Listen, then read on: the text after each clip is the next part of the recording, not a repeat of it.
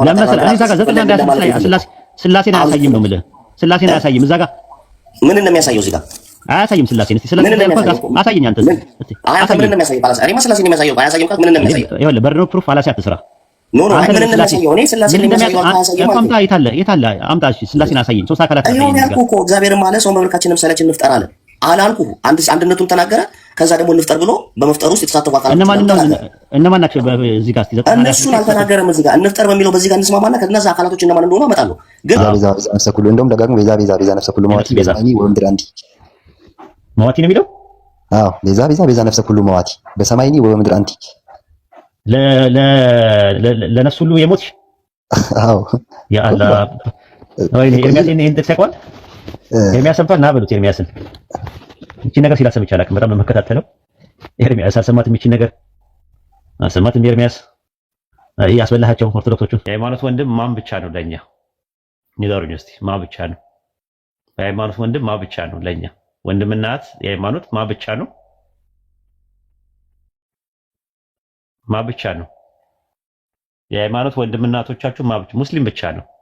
ክርስቲያን ወንድሜ ማለት ይቻላል? ክርስቲያን ወንድሜ ክርስቲያን እህቴ። አንዳንድ ሰዎች ከሸሪዓው የወጣ ነገር አታደርጉ። የሃይማኖት ወንድሞቻችሁ አይደሉም። ሃይማኖትን ታሳቢና ዋቢ አድርገን ነው የምናወራው። ስለዚህ ክርስቲያን ወንድሜ ክርስቲያን እህቴ ምናምን አይባልም። በሸሪዓው አይፈቀድም። ቀይሩት። ወይም ደግሞ ኢትዮጵያዊ ወንድሜ ኢትዮጵያዊ እህቴ ወይም ደግሞ ዝም ብላችሁ እህቴ ወንድሜ በሉ። ያው ኢትዮጵያ ወንድሜ እህቴ ስትሉ የአደምና የሐዋ ልጆች ነን አንድ ስለሆነ ማለት አደምና ሐዋ ላይ እንትን ስለሚለ ማለት ነው። ምን ለማለት ፈልጌ ነው? ዘረኝነት በጣም ጥንብ ነው፣ የሚያጠለቅልቅ ነው። ረሱል ሰለላሁ ዐለይሂ ወሰለም ዘረኝነት ምንድን ነው ብለዋል? እርሷን ተዋት ጥንብ ናት ብለዋል። ጥንብ ናት ተብለዋል ማለት ነው። ስለዚህ የዘረኝነት ትግሬን ማግለል፣ ኦሮሞን ማግለል፣ አማራን ማግለል፣ ጉራጌን ማግለል፣ ወላይታ ሶዶ የፈለገ ነገር የትኛውም ቢሆን አምላካችን አላህ በሱረቱ ሩም ምዕራፍ 30 ቁጥር 21 ላይ እንደዛ ነው የሚናገረው። የቋንቋዎችና የመልኮች መለያየት ከአስደናቂ ተአምራቶች አንዱ ነው። በዚህ ውስጥ አለ ለባለ አእምሮች ተአምራት አለበት ነው የሚለው። ተአምር ነው የሚለው። ጉራግኛ ተአምር ነው፣ ኦሮምኛ ተአምር ነው፣ ትግርኛ ተአምር ነው። አሜዚንግ ያላ ስራ ነው። አንተ ግን ሰው ልታሸማቀቅበት የምታደርገው ነገር ልክ አይደለም። ማሸማቀቂያ መሆን አይችልም ራሱ ማለት ነው። ስለዚህ አማራነት፣ ኦሮሞነት፣ ጉራጌነት፣ ትግሬነት መሸማቀቂያ አይደለም። የሌላውን እስካልነካ ድረስ ዘረኝነት የሚባለው የራስን አተልቆ ሌላውን ማሳነስ ነው። ይሄ ነው ዘረኝነት ማለት ነው። እና ሱዳን ውስጥ እየተካሄደ ያለው ይሄ ነው። ዘረኝነት ነው። እርስ በርሳቸው የሚገዳደሉ ዘር ነው ጉዳያቸው። መርዝ በደንብ የቤት ስራ ተሰጥቷቸው ነው። ስለዚህ በተቻለ አቅም እዚህ ስትመጡ በቋንቋ በምናምን ሰውን ለማሸማቀቅ እንዳትሞክሩ። ይህንን ነው የምንለው። ኢንሻአላህ መቀጠል ትችላላችሁ። ሃኒ ቀጥይ።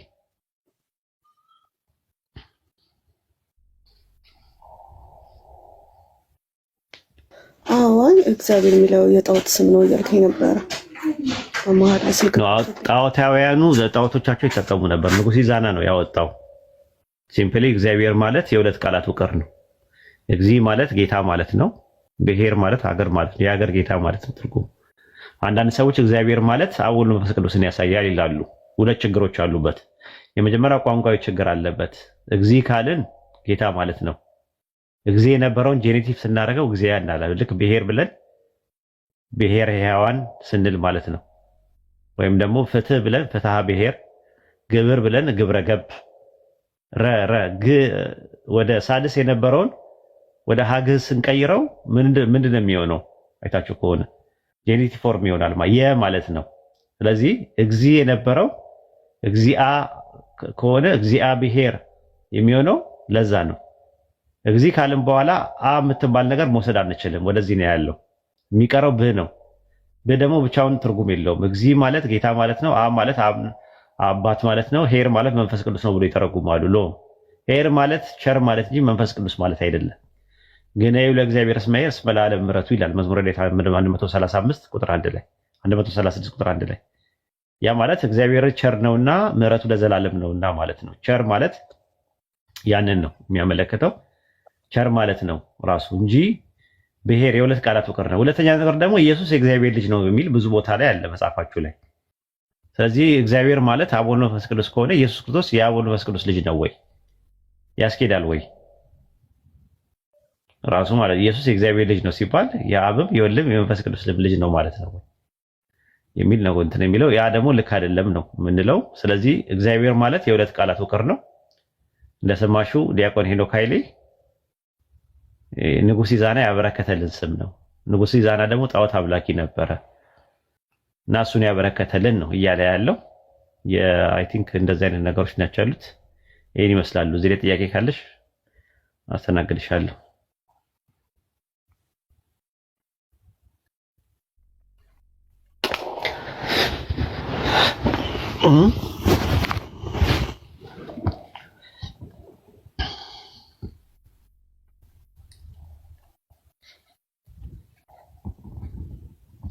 ሰይጣን እግዚአብሔር እንደተባለ ታውቃላችሁ? በባይብል ስንቶቻችሁ ታውቃላችሁ? ዲያቆን ሰይጣን እግዚአብሔር እንደተባለ ታውቃለህ? እኔ ግን አላቅም፣ አላየውም። ከዛ ይልቅ ግን ብዙ ጊዜ ውስጤም እየተመላለሰ ጥያቄ የሚሆንብኝ ነገር እሺ ማህሌት ምናምን ስንቆም ማለት ነው የሆነ የሚባል እዚህ ቃል ቤዛ ቤዛ ቤዛ ነፍሰ ኩሉ መዋቲ በሰማይኒ ወበምድር አንቲ ነው የምንላት ማርያምን ማለት ነው። ከዛ ደግሞ ስንመለስ ኢየሱስንም ቤዛ እንለዋለን። እዚህ ጋር ብዙ ጊዜ ጥያቄ ይሆንብኛል። ቤዛ ማለት ምን ማለት ነው ትርጉሙ? ቤዛ ማለት አዳኝ ብሎ ነው ያስተማሩን። ቤዛ ማለት አዳኝ ማለት ቤዛ የተባሉ ከኢየሱስ ውጭ የሉም በባይብል። እኔ ግን ማርያምን ብዙ ጊዜ እንደዛ ነው ብዬ ነው የተማርኩትም ያየሁትንም በመልኩ ላይ ማለት ነው። መልከ ማርያም ላይ እንደዛ ምናምን። ግሪከኛው ሉትሮሲስ ማለት ቤዛ ማለት ነው። ቤዛ የሚለው ቃል የግዕዝ ቃል ራሱ ቤዘወ ነው። ነፃ ወጣ ከሚል ቃል ነው የመጣው። ስራው ቃሉ ነፃ ውጪ ዋቢ ማለት ነው። ዋስ ተያዥ ማለት ነው። አለቃ ኪዳነ ወልድ ክፍሌ መዝገበ ቃላት ላይ በተመለከተው ማለት ነው። ቤዛ ማለት ነፃ ውጪ ነው። ለምሳሌ ሉቃስ 2:38 ላይ አይሁዳኖች የሚጠብቁት መሲህ ነፃ ውጪ ነብይና ንጉስ እንደነበረ ሲናገር በዛች ሰዓትም ቀርበው አምላካቸውን አመሰገኑ። የኢየሩሳሌም ቤዛ ለሚጠባበቁ ሁሉ ስለእርሱ ትናገር ነበር ይላል። ቤዛ ለሚለው ቃል የገባው ቃል ሊትሮሲስ ነው ራሱ ማለት ነው። ሉቃስ 1:68 ላይ ደግሞ የሚጠበቀው መሲህ የኢየሩሳሌም ቤዛ እንደሆነ ተነግሯል። እዛው ላይ ማለት የእስራኤል ጌታ አምላክ ይባረክ ጎብኝቶ ለህዝቡ ቤዛ አድርጓልና ይላል።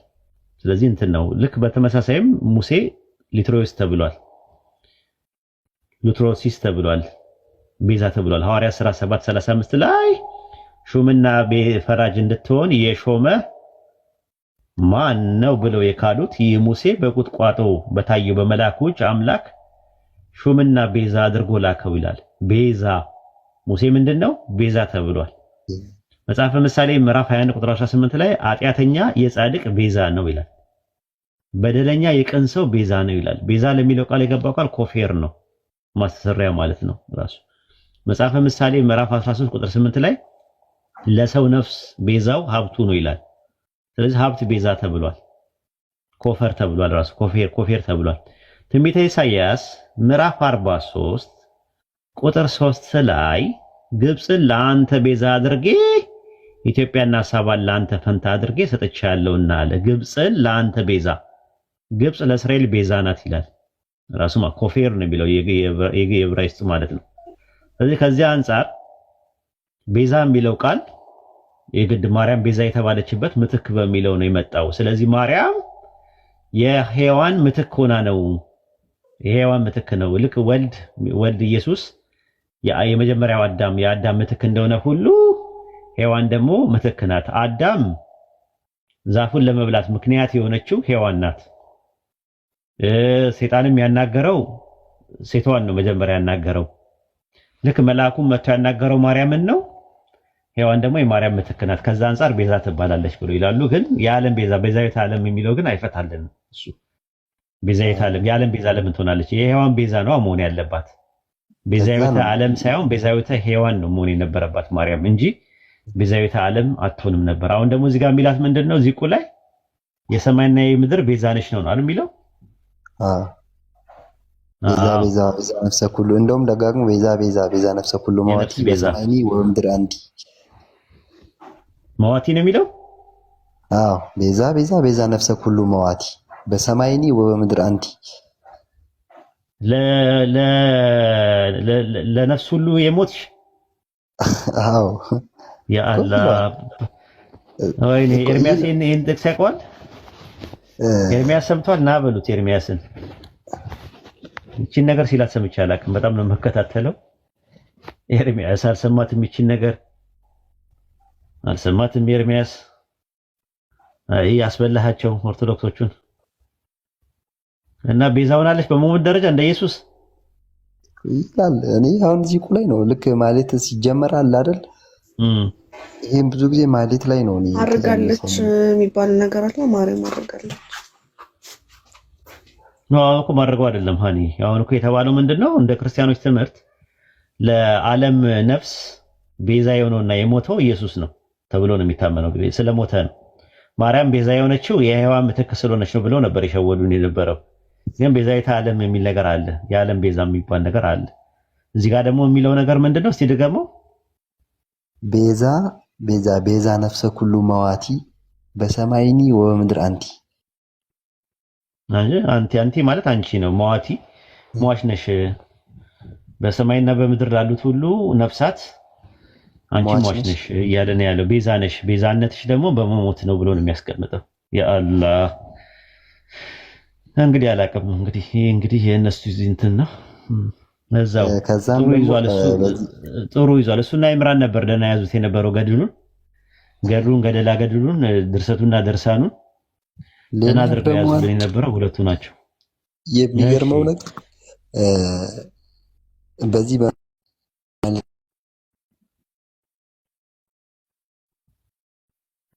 ማርያም የሚለው ነገር በጣም የሚገርመኝ ነገር ሰዓታት ላይ ነው አይደለ?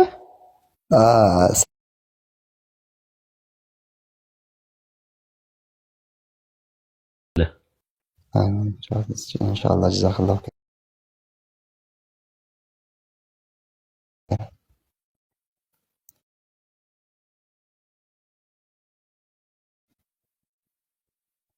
ጥያቄ ያለ ሰው እንግዲህ ላይ ያላችሁ ጥያቄ ካላችሁ መጠየቅ ትችላላችሁ።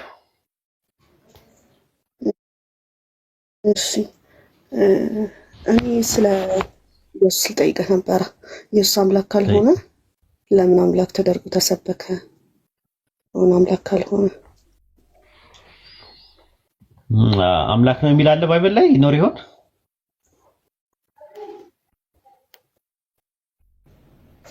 ባይብል ላይ የሌለ ነገር ነው መምህራኖቻችን የሚያስተምሩ።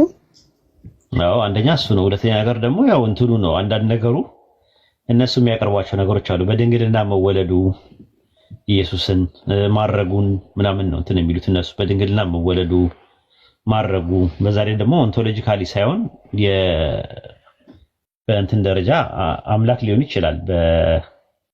ምንድን ነው የሚባለው? ፈንክሽናል በሆነ መልኩ ማለት ነው። ለምሳሌ ሙሴ አምላክ ተብሏል አይደል? በባይብል አምላክ ተብሏል። አዎ አምላክ ተብሏል። ግን ኢየሱስን ሁለተኛ ክፍለ ዘመን ላይ የነበሩ ሰዎች ሐዋርያቶች ካለፉ በኋላ የነበሩ ሰዎች ኢየሱስን ሁለተኛ አምላክ ብለው ነው የሚያምኑት የነበረው። ሁለተኛ አምላክ ብለው ነው የሚያስቀምጡት። ሁለተኛ አምላክ ገባሽ? አንዱ አምላክ አለ፣ ከዛ ሁለተኛ አምላክ ብለው ነበር የሚያስቀምጡት የነበረው። እንዴት እንደዳበረ ላሳይሽ ነው። ኢየሱስ አምላክ ነው የሚለው ስብከት በኋላ ላይ እንዴት እንደመጣ እንዴት እንደዳበረ አንዳንድ ነገሮችን ረጋ ብለን ማየት ያስፈልጋል ማለት ነው። ኢየሱስን ሁለተኛ አምላክ ወይም ደግሞ ሌላ አምላክ ብለው የሚያምኑ ሰዎች ነበሩ። ራሱ ታውቂያለሽ ይሄንን? ሁለተኛ አምላክ ብዙ ናቸው። ሁለተኛ አምላክና ሁለተኛ ጌታ የሚሉት ማለት ነው። ለምሳሌ በእንትን ላይ የአውሳቢዮስ ዘቂሳሪያ ምን ይላል መሰለሽ? ቸርች ሂስትሪ በሚለው መጽሐፍ 1 ምዕራፍ 2 ቁጥር 9 ላይ ሙሴ ከአብ ቀጥሎ ሁለተኛ ጌታ መሆኑን በግልጽ አውጀዋል አለ። ስንተኛ ጌታ? ስንተኛ ጌታ? ሁለተኛ ጌታ። ቀለሜንጦስ ዘእስክንድርያ ሲናገር የስትሮማታ በሚባለው መጽሐፉ ላይ ምዕራፍ 14 ላይ በአብ ፈቃድ ሁሉ ነገር ወልድ ሁለተኛ ነው የሚለው ደረጃው ሁለተኛ ነው ብሎ ነው የሚያስቀምጠው። ቶቶሊያስ ዘካርቴስ ደግሞ ምን አለ? አፖሎጂ በሚባለው ምዕራፍ 21 ላይ ምንድነው የሚለው? በባህሪ ሳይሆን በህልውና መንገድ በደረጃ ሁለተኛ ነው ብሎ ነው ያስቀመጠው። ሁለተኛ ነው ብሎ ነው ያስቀመጠው። ኦሪገን አጌንስት ኮንትራ በሚባለው መጽሐፉ ላይ ምዕራፍ 5 ቁጥር 39 ላይ ምን ይላል? ቢሆንም እኛ ሁለተኛ አምላክ ብለን ልንጠራው እንችላለን አለ። ስንተኛ አምላክ? ሁለተኛ አምላክ ይለዋል። አዎ ዮስጦስ ሰማዕቱ ጀስቲ ማርቲርስ ፈርስ አፖሎጂ በሚባለው መጽሐፉ ላይ ምዕራፍ 13 ቁጥር 6 ላይ ሌላ አምላክና ሌላ ጌታ ለሁሉ ነገር ፈጣሪ ይገዛል አለ። ሌላ አምላክ ይለዋል። አይሽ እንዴት እንደዳበረ ማለት ነው። ከዛ በኋላ ነው ወደ ጉባኤ ስትመጪ 325 የኒቅያ ጉባኤ ላይ በአርዮስና በአትናቴዎስ መካከል ለነበረው ግጭት አካል ዘእም አካል ባህሪ ዘም ባህሪ ከባህሪ ወስዶ ከአካል አካል ወስዶ ተወለደ። አምላክ ከአምላክ የተገኘ አምላክ ነው ብሎ ማስተማር ጀመሩ። አምላክ አምላክን አስገኘ። ከዛ በኋላ ተመልሰው እነሱ በባህሪ አንድ ናቸው የሚል ትምህርት መጣ። ሃኒ እናትሽ ሰው ናት አይደል? አዎ። አንቺ ምንድን ነሽ?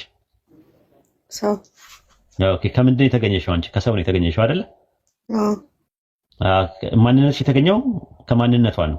ምንነትሽ የተገኘው ከምንነቷ ነው አይደል? የእናትሽ። አዎ። አንቺና እናትሽ ስንት ሰዎች ናችሁ? 2።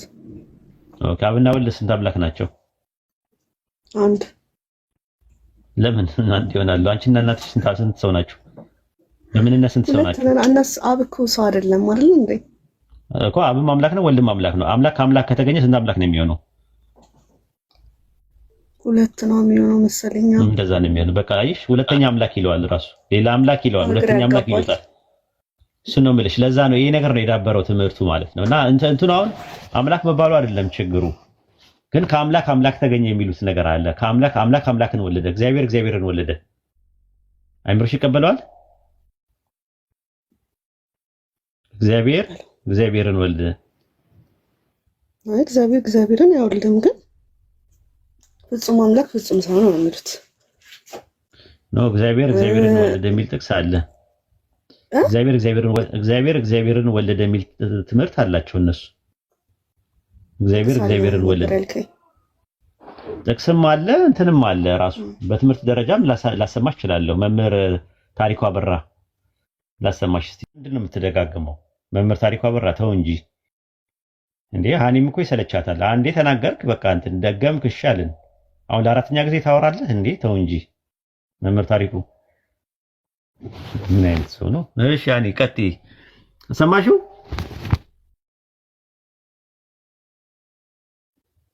ሰሙት። እግዚአብሔርን ነው የሚወልደው አለ። ስለዚህ እግዚአብሔርን ነው መጽሐፍ ቅዱስ መምህራኖቻችን ባስተማሩ ሳይሆን መጽሐፍ ቅዱስ ላይ ነው ትክክለኛ እውነት ያለው። እነሱ በጣም ብዙ ነገር እየጨመሩ ነው የሚናገሩት የሚያወሩት ነው እኮ። እሱን ነው እኮ የምልሽ እኮ። ለዛ እኮ ነው እግዚአብሔርን ከወለደ ሁለት ነው የሚሆነው። ስለዚህ አምላክን ወለደ ብሎ ነው የሚያምኑት። ያንን ደግሞ አንቺም ታውቂዋለሽ ራሱ ማለት ነው። በሬን ሲወልድ ሁለት በሬዎች ነው የሚሆኑት። አምላክን ከወለደ ደግሞ ሁለት አምላክ ነው የሚሆነው። እንደዛ ነው። በጣም ከባድ ነገር ነው። እግዚአብሔርን ከወለደ በጣም ከባድ ነው የሚሆነው እና አላህ ይድረስልን። አላህ ይሁነን። የምር ከእንደዚህ አይነት ትምህርት አላህ ይጠብቀን። የምር በጣም ነው ከባድ ነው ራሱ ማለት ነው። ምን ይላል? አካል ዘም አካል ባህሪ ዘም ባህሪ ሃይማኖተ አበው ምዕራፍ 32 ቁጥር 19 ላይ አካል ዘም አካል ባህሪ ዘም ባህሪ። ሃይማኖተ አበው ምዕራፍ 78 ቁጥር 8 ላይ ባህሪ ዘም ባህሪ የተወለደ ልደት የማይመረመር ብሎ ነው ያስቀመጠው። አምላክን ወለደ የሚል ትምህርት በጣም ከባባድ ትምህርት ነው። ወለደ የሚል ነገር ማለት ፈጣሪን ሲወልደው ማለት ነውና እኔ አይ ዶንት ኖ እንዴት እንደምታደርጊ አላውቅም። ራሱ እግዚአብሔርን ወለደ የሚል ትምህርት በጣም ከባድ ነው። ደግሞ ባህሪ ነው ደግሞ የሚወልደው እኮ ራሱ ኖርማል እንትንም ቢሆን ጥሩ ነው። ባህሪንም ራሱ ጭምር ነው የወለደው። እኛ ቤተክርስቲያን አስተማረችን ከመቤታችን ኢየሱስ ክርስቶስ ከመቤታችን ይኸውልሽ ሃይማኖተ አበው ምዕራፍ 18 ቁጥር 17 ላይ እዩ። ከእግዚአብሔር ሃይማኖተ አበው ምዕራፍ 18 ቁጥር 17 ላይ ይሄውም ከአብ ባህሪ የተገኘ ነው ይላል። ከባህሪው ነው የተገኘው። አስቢ፣ ከባህሪ የሚገኘው ደግሞ ባህሪ ነው ራሱ። ሃይማኖተ አበው ምዕራፍ 23 ቁጥር 4 ላይ አስቀድሜ እንደተናገርኩት ከእግዚአብሔር የተገኘው እግዚአብሔር ነው እንጂ ይላል። ወይ ጉድ! ከእግዚአብሔር የተገኘው ምንድነው? ከእግዚአብሔር የተገኘው ምንድነው? ፈልገው ነው። ከእግዚአብሔር የተገኘው እግዚአብሔር ነው። ከእግዚአብሔር የተገኘው እግዚአብሔር ነው። አስገኝ እግዚአብሔር አለ፣ የሚገኝ እግዚአብሔር አለ። እግዚአብሔር እግዚአብሔርን አስገኝቶታል ራሱ ማለት ነው። ሃይማኖተ አበው ምዕራፍ 88 ቁጥር 9 ላይ እርሱ ከአብ አካል ከአብ ባህሪ የተገኘ ነው ይላል። እግዚአብሔር ከእግዚአብሔር ሲገኝ ማለት ነው። ሃይማኖተ አበው ምዕራፍ 109 ቁጥር 15 ላይ ከቀን ዘመን አስቀድሞ ያለ ተፈልጦ ከአብ አካል ዘማካል ባህሪ ዘንባሪ ነው ይላል። እንደገና ደግሞ ተመልከቺ ሃይማኖተ አበው ምዕራፍ 19 ቁጥር 3 ላይ ከእውነተኛ የባህሪ አባት የተገኘ እውነተኛ የባህሪ ልጅ ይላል። እንዴት የባህሪ ልጅ ነው? ባህሪ ነው። አባትና ልጅ ባህሪ አድርጎ ለምን ያስቀምጣቸዋል? እንደገና ተመልሶ ሃይማኖተ አበው ምዕራፍ 99 ቁጥር 6 ላይ እኛም አብ እንዳልተወለደ አስገኝም እንደሌለው ፈጽመን እናምናለን እናስተምራለን። አባትነት አይፈለስም አይለወጥም፣ ከማንም አልተወለደም፣ ለመገኘት ምክንያት የሆነው ማንም የለም። አብ አልተወለደም፣ አልተገኘም። ወልድ ግን የተገኘ ነገር ነው ራሱ። ሃይማኖተ አበው ምዕራፍ 6 ቁጥር 3 2 ላይም እንደዛ ነው የሚለው። በእግዚአብሔር አብ እናምናለን፣ በባህሪው አስገኝ የለውም፣ ተፈልጦ የለውም፣ ተከፍሎ የለውም። እሱ ዘ ኮዝ ኦፍ ኤግዚስተንስ ነው፣ ምንጭ ነው፣ መንስኤ ነው፣ ምክንያት ነው፣ መሰረት ነው፣ አስገኝ ነው። ይሄን ነው እንትን ምንድን ነው ማለት ነውና ከባድ ትምህርት ነው ራሱ። አላህ ይሆናችሁ እንግዲህ ማለት ነው። ኦሪት ዘፍጥረት 2:22 ላይ ታስታውሻለሽ? 23 ያህዌ አምላክ ከአዳም የወሰዳትን አጥንት አድርጎ ስጋ አድርጎ አመጣት ይላል።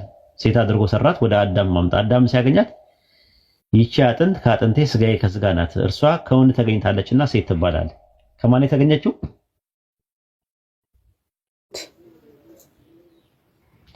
ከአዳም ነው አይደል የተገኘችው ማለት ነው። አዳምና ሔዋን ስንት ሰዎች ናቸው? ሁለት ናቸው። እንደዛ ነው። አምላክ አምላክን ካስገኘ ስንት አምላክ ነው የሚሆነው? ሁለት አምላክ። ይሄ ነው እንግዲህ። ያልተወለደ አምላክ ደግሞ አለ። ያልተወለዱ አሉ፣ ሁለት ናቸው ራሱ የቀሩ አሉ። ከማርያም የተወለደው አለ። እነሱ ማን ናቸው? ማርያም የወለደችው አሉ። አብና መንፈስ ቅዱስ የሚባሉ አሉ። እግዚአብሔር አብና እግዚአብሔር መንፈስ ቅዱስ፣ ጋድ ዘ ፋዘር እና ጋድ ዘ ሆሊ ስፒሪት የሚባሉ አሉ፣ ሁለት።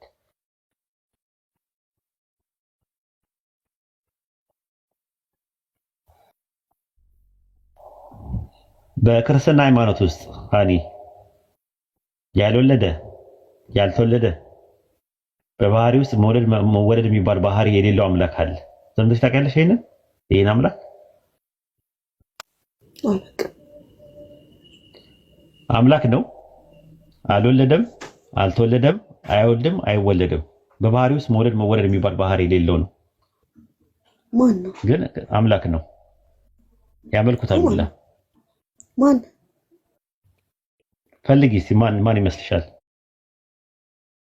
ፈልጊ። ልክ እንደ አላህ አብማ ይወልዳል። አብ፣ ወልድ፣ መንፈስ ቅዱስ እና እግዚአብሔር። ከዛ ውጪ ሌላ ምን አለ? አይወልድም፣ አይወለድም፣ አልወለደም፣ አልተወለደም። በባህሪ ውስጥ መወለድ የሚባል ባህሪም የለውም። ግን አምላክ ነው። መንፈስ ቅዱስ ነው። መንፈስ ቅዱስ መንፈስ ቅዱስ ግን አያውቁትም። ብዙ ሰዎች ክርስቲያኖች አያውቁም። ያልወለደም ያልተወለደም የማይወልድም የማይወለድ በባህሪ ውስጥ መወለድ የሚባል ነገር የለውም። መንፈስ ቅዱስ ሰራጺ ነው ሚሉት። ሰራጺ ነው ግን አይወልድም አይወለድም። ሰራጺ ነው ግን አይወልድም አይወለድም ማለት አዎ። ስለዚህ እንደዛ ነው። ከማን ጋር ይመሳሰላል ይህ ትምህርት?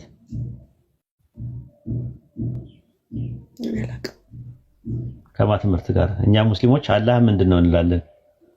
አይወልድም አይወለድም። መውለድና መወለድ ደግሞ ባህሪው አይደለም ነው ብለን ምናምን አይደል? እንደዛ አይደል ብለን ምናምን አላሁ አህድ አላሁ ሰመድ ለም የሊድ ወለም ዩለድ።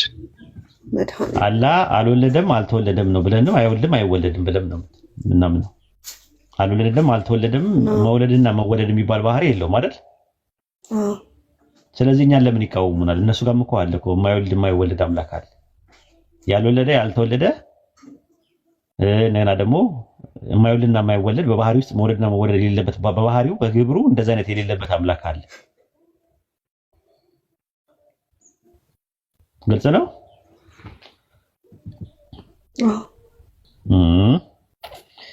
ይሄን ይመስላል እንግዲህ።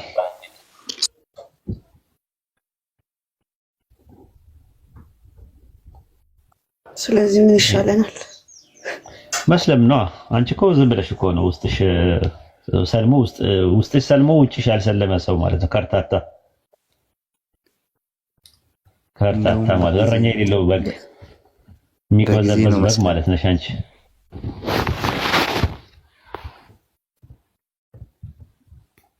እኔ ይኸውልህ ስለ ስላሴም ስንጠይቅ ሚስጥረ ስላሴ እስቲ አሁን ስለ ስላሴ በደንብ አስረዳኝ። ሚስጥር ሳይሆን በአማርኛ በቃ ግልጽ አድርገህ ስላሴ ሚስጥር አይደለም ይሄ ነው ብለህ አስረዳኝ እስቲ። ስለ ስላሴ ስንጠይቅ ሚስጥር ነው እንባላለን። ሚስጥር ከሆነ ደግሞ እኔ ያን ሚስጥርን መረዳት ካልቻልኩኝ ብዬ ነው ራሴን እንደ እንትን ማደርገው እንጂ ሚስጥር ከሆነ እኔ ልረዳው አልቻልኩም ብዬ ራሴን ተጠያቂ እያደረኩ ነው እንጂ የሆነ እንዴት ልበለ በጣም ከባድ ነው። ቀለል አድርገሽ ምን እንደምታደርጊ ታውቂያለሽ? የምጠይቃቸው ጥያቄ ስላሴ አምላክ ነው ወይ ብለሽ ጠይቂያቸው። ዝም ብለሽ ስላሴ አምላክ ነው ወይ ብለሽ ጠይቂያቸው። አዎ ይልሻል። ከዛ ስላሴ ማለት ምን ማለት ነው ብለሽ ጠይቂያቸው። ሶስትነት ማለት ነው ትርጉሙ። ስላሴ ማለት ሶስትነት ማለት ነው። ሲምፕሊሲቲ ድገሚልኝ። ሶስትነት። አዎ።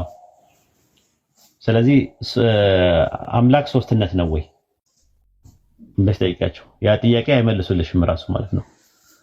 እና እዚህ ጋር ምን ይላል መሰለሽ? ሰይፈ ስላሴ ዘቀዳሚት ምዕራፍ 7 ቁጥር 68 ላይ ምን ይላል? ለመለኮት ሶስትነት ምስጋና ይገባል ይላል። ለመለኮት ሶስትነት መለኮት አንድ ነው ይሉንና ልክ እዚህ ጋር ይመጡና ተደብቀው ደግሞ መጽሐፋቸውን ሲያነቡት ሰይፈ ስላሴ ዘቀዳሚት ምዕራፍ 7 ቁጥር 68 ላይ ለመለኮት ሶስትነት ምስጋና ይገባላል። ሰይፈ ስላሴ ዘረቡዕ ምዕራፍ 4 ቁጥር 31 ላይ መለኮት በአካል ሶስት ነው ይላል።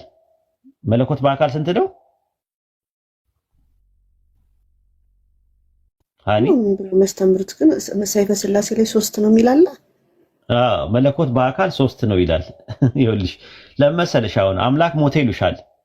እንዴት ሞተ ስትያቸው በስጋ ሞተ ይሉሻል። አምላክ በስጋ ሞተ። እዚህ ጋር ደግሞ መለኮት በአካል ሶስት ነው ይሉሻል። ስለዚህ መለኮት ሶስት ነው፣ ግን በምን በአካል ሶስት ነው ይላል። እዚህ ጋር ነው ደግሞ አሁን ተመልካች ሰይፈ ስላሴ ዘሰኞ ምዕራፍ 2 ቁጥር 42 ላይ ደግሞ በጽርሐ አርያም ለሚኖር ልዩ ሶስት አምላክ ሰላምታ ይገባል። ልዩ ሶስት ለሚሆን አምላክ ሰላምታ ይገባል። ልዩ ሶስት ለሚሆን አምላክ ከዛ በኋላ አንድ አምላክ ነው ይላሉ። ተመልሰው መጥተው ማለት ነው። ተመልሰው መጥተው ይላሉ አንድ አምላክ ነው ይላሉ። ከዛ ደግሞ ተመልሰው ደግሞ ሐምሌ 7 ቀን ለሚከበረው የስላሴ ዓመታዊ በዓል ዋዜማ ላይ ሐምሌ 6 ቀን እንዲህ የሚል ዜማ አለ አይተሽ ከሆነ ነአምን ወነአምልክ ባህሉ እግዚአብሔር እምቅድመ ዓለም ሃሎ ከዓለም በፊት በነበረው በአንዱ እግዚአብሔር እናምናለን ይላል። ወነአምን በካሉ እግዚአብሔር ዘመክናሁ ለአብ ይመስሎ በአምላክነቱ አብን በሚመስለው በሁለተኛው እግዚአብሔር እናምናለን አለ። ወነአምን በሳልሱ እግዚአብሔር መንፈስ ቅዱስ ዘይመልክ ሁሉ ሁሉን በሚሞላው መንፈስ ቅዱስ በሶስተኛው እግዚአብሔር እናምናለን አለ። ሁለተኛው እግዚአብሔርና ሶስተኛው እግዚአብሔር ጭማሪ ነው። ዘዳግም 6:4 ላይ ሽማ እስራኤል ያኸዌ ኤሎሃይኑ ያኸዌ አኻድ አለ። እስራኤል ስማ አምላካችን እግዚአብሔር አንድ እግዚአብሔር ነው አለ።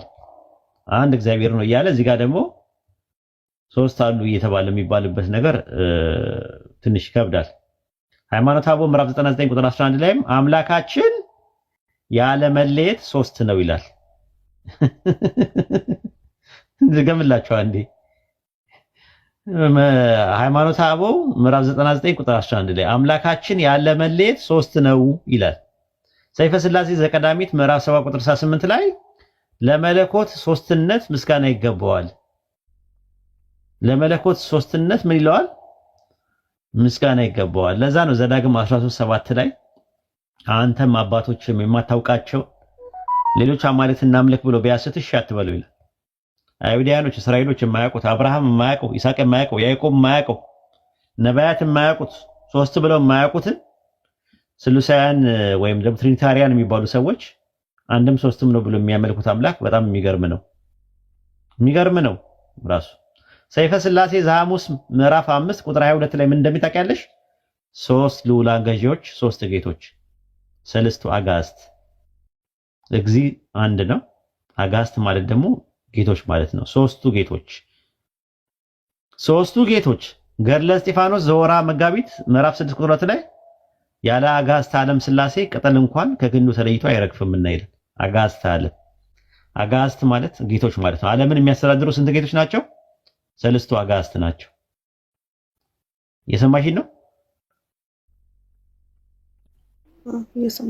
ሰለስቱ አጋዕዝት ማለት ምን ማለት ነው? ትርጉሙ ሶስቱ ጌቶች ነው። ሶስቱ ጌቶች ማለት ነው።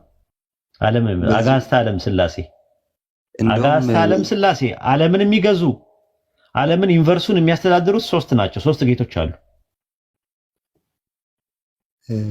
እዚሁ ላይ ደግሞ ቅድስትም ይባላሉ። ብዙ አጋዕዝተ ዓለም ቅድስት ችግር የለውም።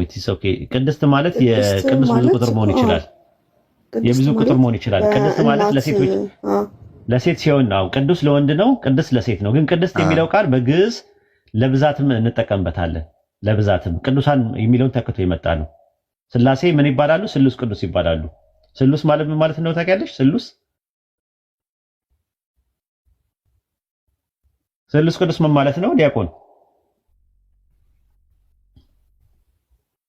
ስሉስ ማለት ምን ማለት ነው? ዲያቆን የሆነ የሚሰልሱ ስሉስ ማለት ሲምፕሊ ምን ማለት ነው? ስሉስ ማለት ሶስት ማለት ነው ትርጉሙ። ስሉስ ቅዱስ ማለት ምን ማለት ነው ዲያቆን? ሶስት ቅዱስ ማለት ነው። ሶስቱ ቅዱሳን ሶስት ቅዱስ ማለት ነው። ስሉስ ቅዱስ ማለት ሶስት ቅዱስ ማለት ነው። አዎ አሁን ያዝልኝ። ይሄን ካያስክልኝ በኋላ ሶስቱ የሚያመለክተው ቅዱሳን በሚል ፋንታ ቅድስት በሚል ይጠራሉ። ቅድስት ሥላሴ ማለት ሶስቱ ሥላሴ ማለት ነው። ሶስቱ ምን ሥላሴ ማለት ነው ራሱ ማለት ነው። ራዕየ ዮሐንስ ምዕራፍ 22 ቁጥር 9 ላይ አንድ የሚናገረው ቁም ነገር አለ። ወይቤሌ አትስገድ ኢትአልቁ ዮጊ ገብረ አጋስቲኪ ነአ ወሐዘከ ነቢያት ወእዘል ያቅቡ ቃለ ዝንቱ መጽሐፍ ወአንተ ስለ እግዚአብሔር ስገድላል። በግዕዝ ባይብል ላይ ነው። አጋስቲከ ይለዋል ራሱ ማለት ነው። ጌቶች ማለት ነው በግዕዝ ማለት ነው። መልአኩ ለዮሐንስ ምን አለው? ጌቶች ሲለው በግሪኩ በእንግሊዝኛው ላይ በአማርኛው ላይ ጌቶች የሚል ቃል ይቅርና ጌታ የሚል ቃል ራሱ የለው። አንድምታው ላይ ግን ምንድነው ያለው? ገብረ አጋዕዝተ አነ የጌቶች የሥላሴ ገዢ ነህና ሐዋርያት ጌቶች የሆኑትን የሥላሴ ገዢ ነህና ብሎ ያስቀምጣል። ጌቶች ጌታ አይደለም እኮ ያለው ጌቶች አጋስቲከ እያለን አጋዕዝት ማለት ጌቶች ማለት ነው ትርጉሙ ማለት ነው። ሰይፈ ሥላሴ ዘሁድ ምዕራፍ 8 ቁጥር 4 ላይ በሶስተኛው ቀንም አጋዕዝተ ዓለም ሥላሴ የአብርሃምን የልቡን ቁራጥነትና የሰይጣንን ተንኮል ተመልክተው ወደ አብርሃም ቤት ሄዱ ይላል። አጋዕዝተ ዓለም ዓለምን የሚገዙ ጌቶቹ። አጋዕዝተ ዓለም ማለት የዓለም ጌቶች ማለት ነው ትርጉሙ ማለት ነው ራሱ ማለት ነው። እንዝራ ስብሐት መጽሐፍ 11 ቁጥር 19 ላይ በአንቺ ሶስቱ ጌቶች የተጠለሉብሽ በድንኳን አጠገብ ቆምሽ እንጨት አንቺ ነሽ ይላታል። ሶስቱ ጌቶች። ስለዚህ ክርስቲያኖች የምታመልኩት ስንት ጌታ ነው? ሃኒ ክርስቲያኖች የሚያመልኩት ስንት ጌታ ነው? አንድ ነው። ግን ይሄ እንደዚህ አንድ ሥላሴ ሰለስቱ አጋዕዝት ይላል። መክሊትን አስገቧት። ሰለስቱ አጋዕዝት እያለ ሰላም አለይኩም ወራህመቱላሂ ወበረካቱ። እስኪ ጎትታት እንዴ አካውንቷ እንትን ነው መሰለኝ ገስትም ላይ የለችም። ጎበስ ላይ ገስት ላክና ትግባ።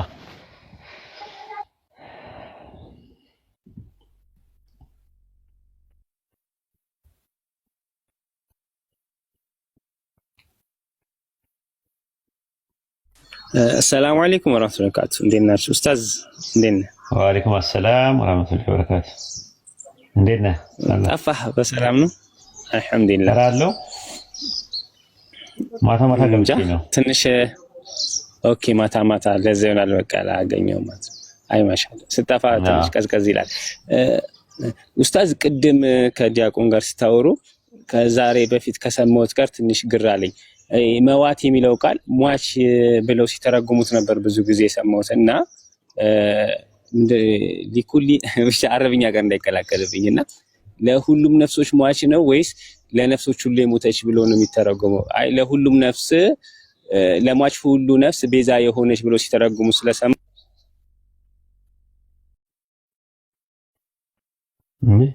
ወጣ ኔትወርክ ነው መሰለኝ። መልሱት።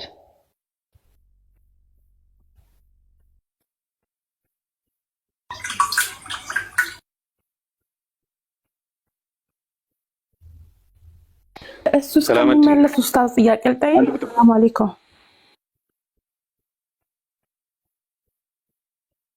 ኦኬ ልጨርስና እንትን ይበል እሱ ይግባ እስከዛ ድረስ ማለት ነው። ልጨርስ የስላሴን ጉዳይ ተመችቶኛል። ሰይፈ ስላሴ ዘቀዳሚት ምዕራፍ 7 ቁጥር 68 ላይ ለመለኮት ሶስትነት ምስጋና ይገባል አለ። ለመለኮት ሶስትነት። ሰይፈ ስላሴ ዘቀዳሚት ምዕራፍ 7 ቁጥር 75 ላይ ደግሞ ለስላሴ ሶስትነት ምስጋና ይገባል። የስላሴ ሶስትነት ነው ምስጋና እየተገኘ ያለው። ይሄን ነው ይሄኛውን ነው በጣም የሚያስፈራ። ይሄንን ስሙት። ሃይማኖተ አበው ምዕራፍ 99 ቁጥር 5 ላይ ልዩ የምትሆን ሶስትነት በሶስት አካላት ታውቃ የምትመለክ ናት ይላል። ማናት የምትመለከው? ልዩ የምትሆን ሶስትነት በሶስት አካላት። ማናት እሷ? ማናት? በሶስት አካላት በአብ በወልድ በመንፈስ ቅዱስ የምትመለከዋ ሶስት ልዩ ሶስትነት የምትባለው ማናት የምትመለከዋ? አረ ማናት ንገሩኝ። እኔ እቺን አላቃትም። እኔ ሰምቼ አላቅም። ልዩ የምትሆን ሶስትነት በሶስት አካላት ታውቃ የምትመለክ ናት ይላል። ማናት ይቺ በሶስት አካላት የምትመለክ? አረ ማናት ይቺ ሶስትነት የምትባለው በሶስት አካላት ያለችው? ማናት? እኔ ምን አውቄ?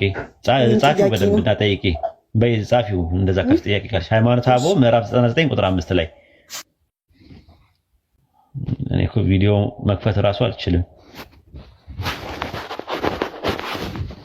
ላሳያችሁ ነበር። የሚችል ሰው አለ ማውጣት የሚችል? ሃይማኖተ አበው ምዕራፍ 99 ቁጥር 5 ላይ የሚችል አሚር ትችላለህ? አሰላሙ አለይኩም ወራህመቱላሂ ወበረካቱ። ወአለይኩም ሰላም ወራህመቱላሂ ወበረካቱ። ምን ልክፈትልህ ኡስታዝ? ሃይማኖተ አበው ማውጣት ትችላለህ? ሃይማኖተ አበው ሃርድ ኮፒ ነው ያለኝ፣ ቤት ነው ስራ ቦታ ነው። ኦኬ የሚችል ሰው አለ ሶፍት ኮፒ ያለው? ሐሰን ታቻልና እስኪ ሐሰን አንድ ቁጥር ጻፍልኝ። ሐሰን ላስገባው ኡስታዝ።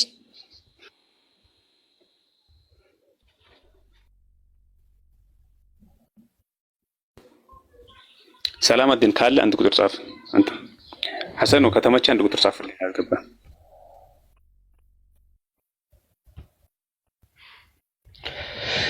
ከባድ ነው ግን ያዙት። ለማንኛውም ማለት ነው ሲመቻችሁ አውጡላቸው ማለት ነው። ሃይማኖተ አበው ምዕራፍ 99 ቁጥር 5 ላይ ምዕመናን ክርስቲያን ነው ወይስ ሰላም ብያለሁ? ምዕመናን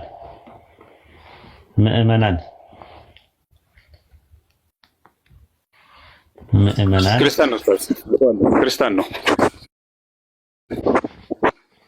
እየወጣ ነው። ኔትወርኩ ነው መሰለኝ። መልሱት ካለ አንዳንድ ጻፍና ግባ።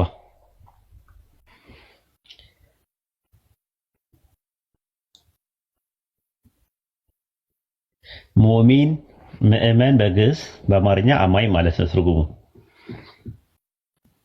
ምእመናን ማለት ደግሞ ሙእሚኑን ነው በአረብኛ። ምእመናት ማለት ደግሞ ሙእሚናት። ማሻአላ ተመሳሳይ ነው። ይሰማል? ምእመናን አሰም ማውጣት ትችላለህ? አዎ ሰላም ሰላም ወአለይኩም ሰላም ወራህመቱላሂ ወበረካቱ። ሃይማኖተ አበው ምዕራፍ 99 ቁጥር 5 ላይ ያለውን አውጣላት። ይሄ እዚህ ጋር ሃይማኖት ይሄን እዚህ መጽሐፍ ውስጥ ነው።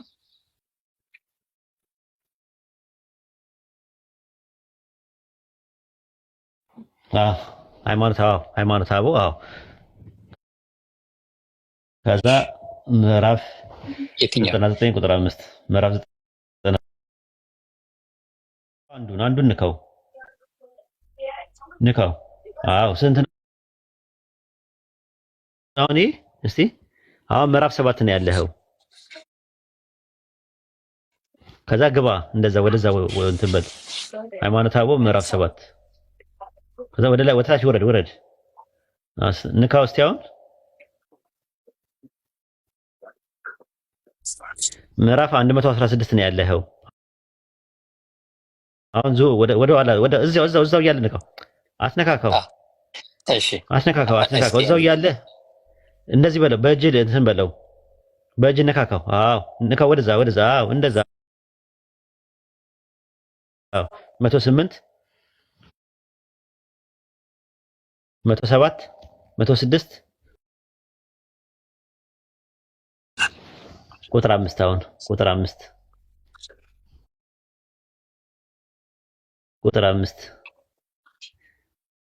ተመልካች እርሱ አንድ አምላክ ነው፣ ሶስት አማልክት አይደለም፣ አንድ ፈጣሪ ነው፣ ብዙ አይደለም። የማይመረመር የአምላክነት ክብር ለመለኮት ገንዘቡ ነው። ፈጥኖ ይላል መግዛት በመተመለ ልዩ የምትሆን ሶስትነት በሶስት አካላት ታውቃ የምትመለክ ናት አለ። ማናት እቺ? ኧረ ማናት? ልዩ የምትሆን ሶስትነት በሶስት አካላት ስላሴ ናቸው። ሶስት አካላት በሶስት አካላት ታውቃ የምትመለክ ማናት? ስላሴና ሶስት አካላት ይለያያሉ? ስላሴ በሶስት አካላት እኮ ነው ታውቃ ታይታችሁ። በሶስት አካላት ሶስት አካላት እነማን ናቸው?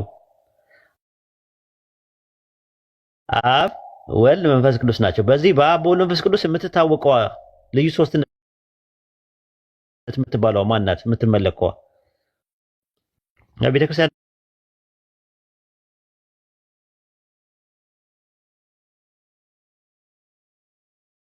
አይደለችም። እዛው ያለ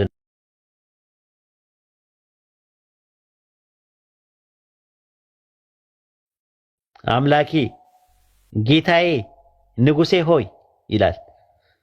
ሶስት የምትሆን ጌታዬ ንጉሴ አምላኬ ፈጣሪ ተመልሰው እኛ ጋር ሲመጡ አንድ ነው ይሉናል። ይሄን ይመስላል እንግዲህ። እሺ ሙሚ ምዕመናን ሰላም ነው?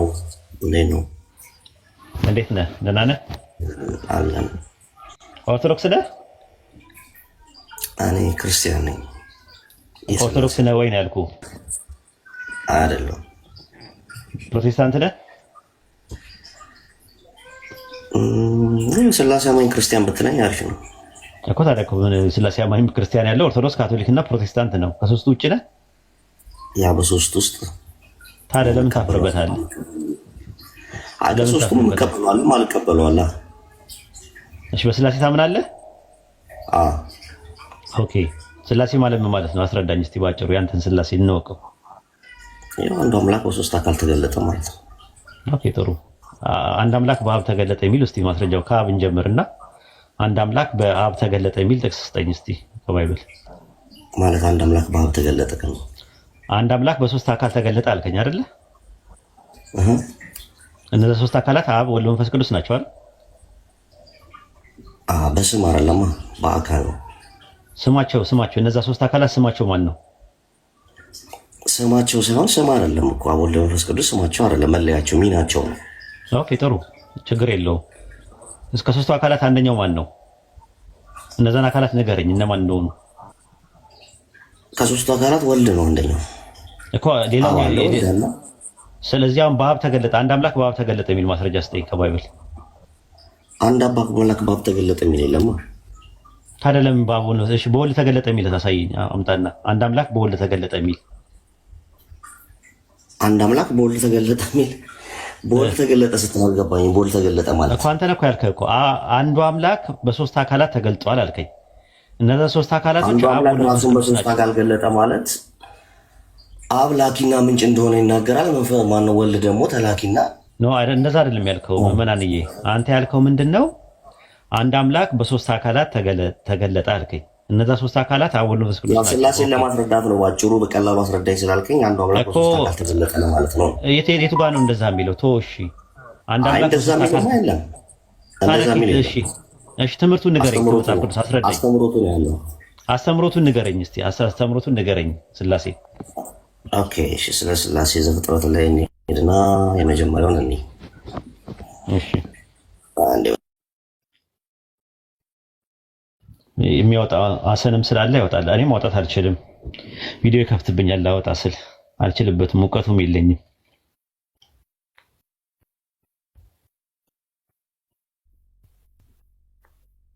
ስንቱን የፈተፈተከውን ቪዲዮ መክፈት አልችልም ማለት ከብደናል። እንግዲህ እሱስ ማለት ሀሰን አለ። አይ ሀሰን አለ ስለ እሱ ዶክሜንቶች አሉት ነው እንጂ አንተ መክፈት ያቅታል አላልኩም። እናንተ መክፈት ያቅታችኋል አላልኩም። ላ አንተ ነህ እንጂ ቪዲዮ መክፈት አልችልም አላቅበትም ስትል አይ ቪዲዮ ይሆንብኛል። እኔ አልችልበትም። ልክ ነህ። ሰዎች ደግሞ ያፈጣሉ ደግሞ። እሺ ኡስታዝ መርሐባ። ቤት ስከፍት አይሻይለኝም።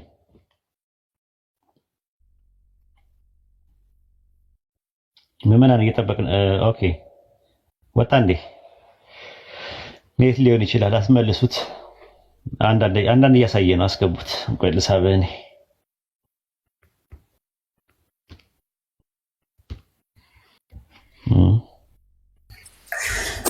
ኔትወርኬ በጣም ነው የሚያስጠላው።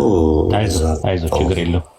እሺ ኦሪት ዘፍጥረት 1:26 ላይ ለምሳሌ አለ እግዚአብሔርም አለ ይልና ሰውን በመልካችን ለምሳሌ እንፍጠራል። እሺ እዚህ ጋር አንድና ሶስትነቱን ያሳያል። ማን ነው እንፍጠር ያለው? እግዚአብሔር። ለማን ነው ያለው? ለሁለቱ አካሎች ነው። ለሶስቱ ማስረጃ ይኖረው? እስቲ ማስረጃ ስጠኝ። ኦኬ ማስረጃው ከመሄዳችን በፊት በመጀመሪያ እንፍጠር ያለው ጋር እንስማማ። እንፍጠር ብሏል። የሆነ አካላቶች አሉ። አንድ አምላክ ነው ብሏል። አዎ ወዩሜር ኤሎሂም ነአሴ አዳም ይላል። ራሱ ወዩሜር ኤሎሂም ይላል። በመፍጠር ላይ የተሳተፉ አካላቶች አሉ የሉም? እሱ እናያለን። መጀመሪያ ግን ወዩሜር ኤሎሂም ነአሴ አዳም ይላል። ራሱ ማለት ነው እንፍጠር እያለ እኮ ነው። ታዲያ ነአሴ ማለት ምን ማለት ነው? ነአሴ ወዩሜር ኤሎሂም ነአሴ አዳም ማለት ወዩሜር ኤሎሂም ማለት ኤሎሂምም ማለት ነው የሚለው። ኤሎሂም ደግሞ ዘዳግም 6:4 ላይ ሺማ እስራኤል ያህዌ ኤሎሃይኑ ያህዌ ኻድ አለ። ኤሎሂም አንድ ነው ብሎ ነገረ። ብዛቱን ነው የሚገልጸው አይደል? ሄሎይ ኦኬ፣ እንደዛ ብለን የምታስበው ኤሎሂም ማለት ብዛትን ነው። ያው በብዛት ነው። ሄሎይ ማለት ብዛትነትንም ይገልጻል። ምንን ያመለክታል? ነገረኛ ነው። ለምሳሌ በመጀመሪያ እግዚአብሔር ሰማይና ምድርን ፈጠረ ሲል ሄሎይም ነው የሚለው አይደል? አዎ ሶዛ ብዛትነቱን ነው የሚያሳየው አይደል? ስለዚህ ኤሎሂም ማለት ብዛትን ካመለክ ዘጸአት 7:1 ላይ ሙሴንን በፈርዖን ላይ ምን አደርግሃለሁ አለው? አምላክ አደርጋለሁ። አምላክ ለሚለው ቃል የገባው ምንድን ነው?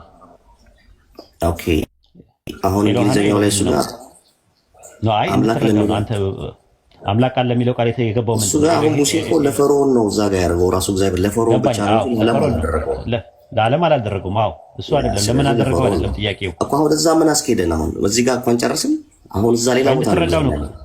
አይ ነው ችግር የለውም። እኔ እየጠየኩ ያለሁት አሁን ይኸውልህ ኤሎሂም አይደለም። ኤሎሂም የሚለውን ቃል ልትረዳው ነው። ኤሎሂም ብዜትን ብቻ አይደለም ያመለክተው ለማለት ፈልጌ ነው። በመጀመሪያ እኔ ብዜትን ብቻ እንኳን አልኩኝ፣ ግን ብዜትን ያመለክታል ነው።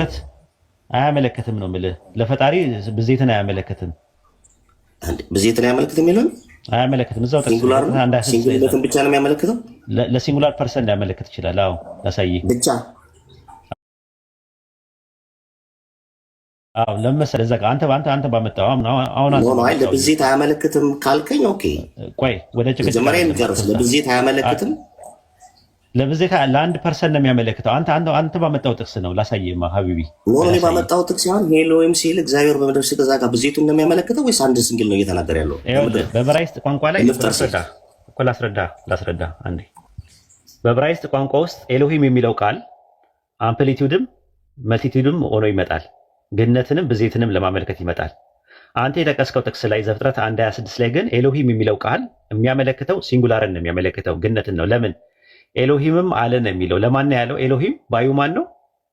ባዩማን ነው እዛ ጋር ዘፍጥረት 1:26 ላይ ምዕመናን እዚህ 1:26 ላይ እኮ ኤሎሂም ካለ በሲንጉላርን በብዜት የሚያመለክታል ነው። አለ ነው የሚለው። አለ የሚለው ማን ነው? ባዩማን ነው ስል ቅድምም ብለኛል ምዕመናን። እግዚአብሔር እኮ ባዩ ማን ነው? እግዚአብሔር ስትል የትኛው? አብ ነው ወልድ ነው መንፈስ ቅዱስ ነው? አንዴ ተረጋግተህ እንትን በለኝ። እግዚአብሔር ያህዌ ነው እንጂ እግዚአብሔር እኮ ለማን ያለው ብዬ ስለ ለማን ያለው ቅድም አልክ። ለማን ያለው አልክ ቅድም። እዚህ ጋር አሁን የተገለጠ ነገር የለም ለማን እንዳለው ለምን ቅድም። አይ ቅድም ምን አልክ? አይ ቶ አንተናት ወደ እየተቀዳ ስለሆነ በደንብ እንትን ይለዋል ራሱ ማለት ቅድም ምንድን ነው ያልከው? ለማን ያለው እሱን አመጣልሃለሁ ነው ያልኩ። ያው ለማን እኛ እንደምናምነው ግን እኛ መረጋጋት አልቻልኩም። ምናን መረጋጋት አልቻልኩም። ተረጋግተህ ብታወራኝ ደስ ይለኛል። ሀሳብ ላይ ስለሆነ የምናወራው ሀሳብ ላይ ብቻ አውራ። ኦሪት ዘፍጥረት 1:26 ላይ እግዚአብሔርም አለ ሲል ማን ነው ባዩ ስል አብ ነው አልከኝ። ለማን ነው የሚለው ስል ለወልድና ለመንፈስ ቅዱስ አልከኝ። ለወልድና ለመንፈስ ቅዱስ እንፍጠር ያለው አለ የተባለው ማን ነው? ቅድም ድገምልኝ፣ የቅድሙን ድገምልኝ አንዴ። አይደለም አሁን ላስተካክለውና በደንብ ልንገር። እንደዛ ለምን ታስተካክሏል? አይ የቅድሙን ድገምልኝ አንዴ። ደግሞ የቅድሙን ትክክል እንደዛ ካልኩ ትክክል አይደለም አልኩ። ስለዚህ እሺ ጥሩ እየተናገረ ያለው እየተናካልኩ ኤሎሂም የሚለው ቃል ኤሎሂም የሚለው ቃል ምዕመናንዬ ችግር የለውም አብሽር፣ ለመማማር ስለሆነ የገባኸው ከዛ አንጻር ሊየው፣ ምክንያቱም ምንም ስድብ ምናምን ስለሌለው ማለት ነው። ኤሎሂም የሚለው ቃል በዕብራይስጥ ሁለት ትርጉም አለው። አንደኛ አምፕሊቲዩድ ላይ ይውላል፣ ለግነት ይውላል። አንደኛው ደግሞ መልቲቲዩድ ላይ ይውላል። አልኩኝ እኮ ስለኮ አንተ አይ ለሲንጉላር ብቻ ነው የሚለው አልከኝ። አይደለም ለፈጣሪ ሲሆን ለሲንጉላር ብቻ ነው የሚጠቀመው ነው ያልኩህ። ለፈጣሪ ሲሆን ሲንጉላር ብቻ ነው። ስለዚህ አሁን ዘፍጥረት 1:26 ላይ ያለው በኤሎሂም የሚለው ቃል ለሲንጉላር ነው። አዎ ስለዚህ ሲንጉላር ነው ያልኩህ ለሱ ነው። ታዲያ ትክክል እኮ ነው። ስለዚህ ለሲንጉላር ፐርሰን ነው እግዚአብሔር አለ ነው አለ ነው ያለው። እዚህ ጋር መጀመሪያ አለ ነው ያለው። አንድ ሲንጉላር ነው። አለ የተባለው ማን ነው ነው እኮ እኔ ጥያቄ። አለ የተባለው ማን ነው? እግዚአብሔር ስትል የትኛው? ሶስቱም አካላት አንድ እግዚአብሔር ነው ያለው እኮ። የምን ሶስቱ እኮ አንድ እግዚአብሔር። ኦኬ ያ አንድ እግዚአብሔር ለማን ነው ያለው? እንፍጠር ያለው ለማን ነው ያለው? አንድ እግዚአብሔር እኮ አሁን ለማን እንዳለ ቆይ እዚህ ጋር አይገልጽም፣ ግን እንፍጠር ብሎ ለማን በቃ አሁን ስለዚህ አሁን ምንድነው 1:26 ላይ ንከሳውንም እንዳትሄድ ሌላ ቦታ ላይ 1:26 ላይ አሁን እንድንጨርስ ስለፈለኩኝ ነው። ይኸውልህ ዘፍጥረት 1:26 ላይ ኤሎሂምም አለ ሲል ኤሎሂምም አለ የተባለው አንድ ፐርሰን ነው ያለው። የአንድ ፐርሰን ለሌሎች ፐርሰኖች አንተ ሂድና አለ የተባለው ፐርሰን ኤሎሂም ተብሏል። ኤሎሂም የተባለው ደግሞ ማን ነው? አብ ነው። እዛ ጋር የተባለው የተለያየ ኮሜንታሪዎችን ቸርች ፋዘርስ ልሰጥ እችላለሁ። አለ የተባለው እዛ ጋር አለ የሚለው አብ ነው የተናገረው፣ ግን ለወልድና ለመንፈስ ቅዱስ ነው ብለው ያምናሉ፣ ግን መረጃ የላቸውም። እሺ ይሁን ጥሩ። አሁን ምንድነው መሰለ አንድ ነገር ለሲንጉላር ነው ወይስ ለፕሉራል ነው የሚጠቀመው የሚለው የምታውቀው ወደ ግሪክ ሰብጀንት ሲተረጉሙት ኤሎሂም የሚለው ማን ብለው ተረጎሙት? ቴዎይ ብለው ነው የተረጎሙት ወይስ ቴዎስ ነው ብለው የተረጎሙት?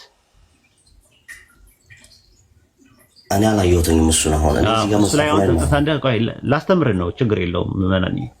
ዘፍጥረት 1:26 ላይ ኤሎሂም የሚለውን ቃል ለብዜት ሲሆን ቴዎይ ይላሉ እነሱ ይጠቀሙ። ለምሳሌ ዘፍጥረት 3:5-3 ላይ ለመላእክት አማልክት የተባለበት ኤሎሂም የሚለውን ቃል ቴዎይ ብለው ነው ያስቀመጡት፣ አማልክት ብለው ነው ያስቀመጡት ለመላእክት ሲሆን ለብዜት በሚሆንበት ሰዓት ላይ ቴዎይ እያሉ ያስቀምጣሉ።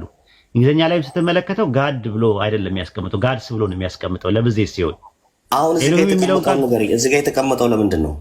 ሲንጉላር ነው። ሲንጉላር ፐርሰን ለሲንጉላር ፐርሰን ተጠቀሙ። ትክክል ነው እኮ አልኩ። ለሲንጉላር ከሆነ ትክክል እኮ ነው።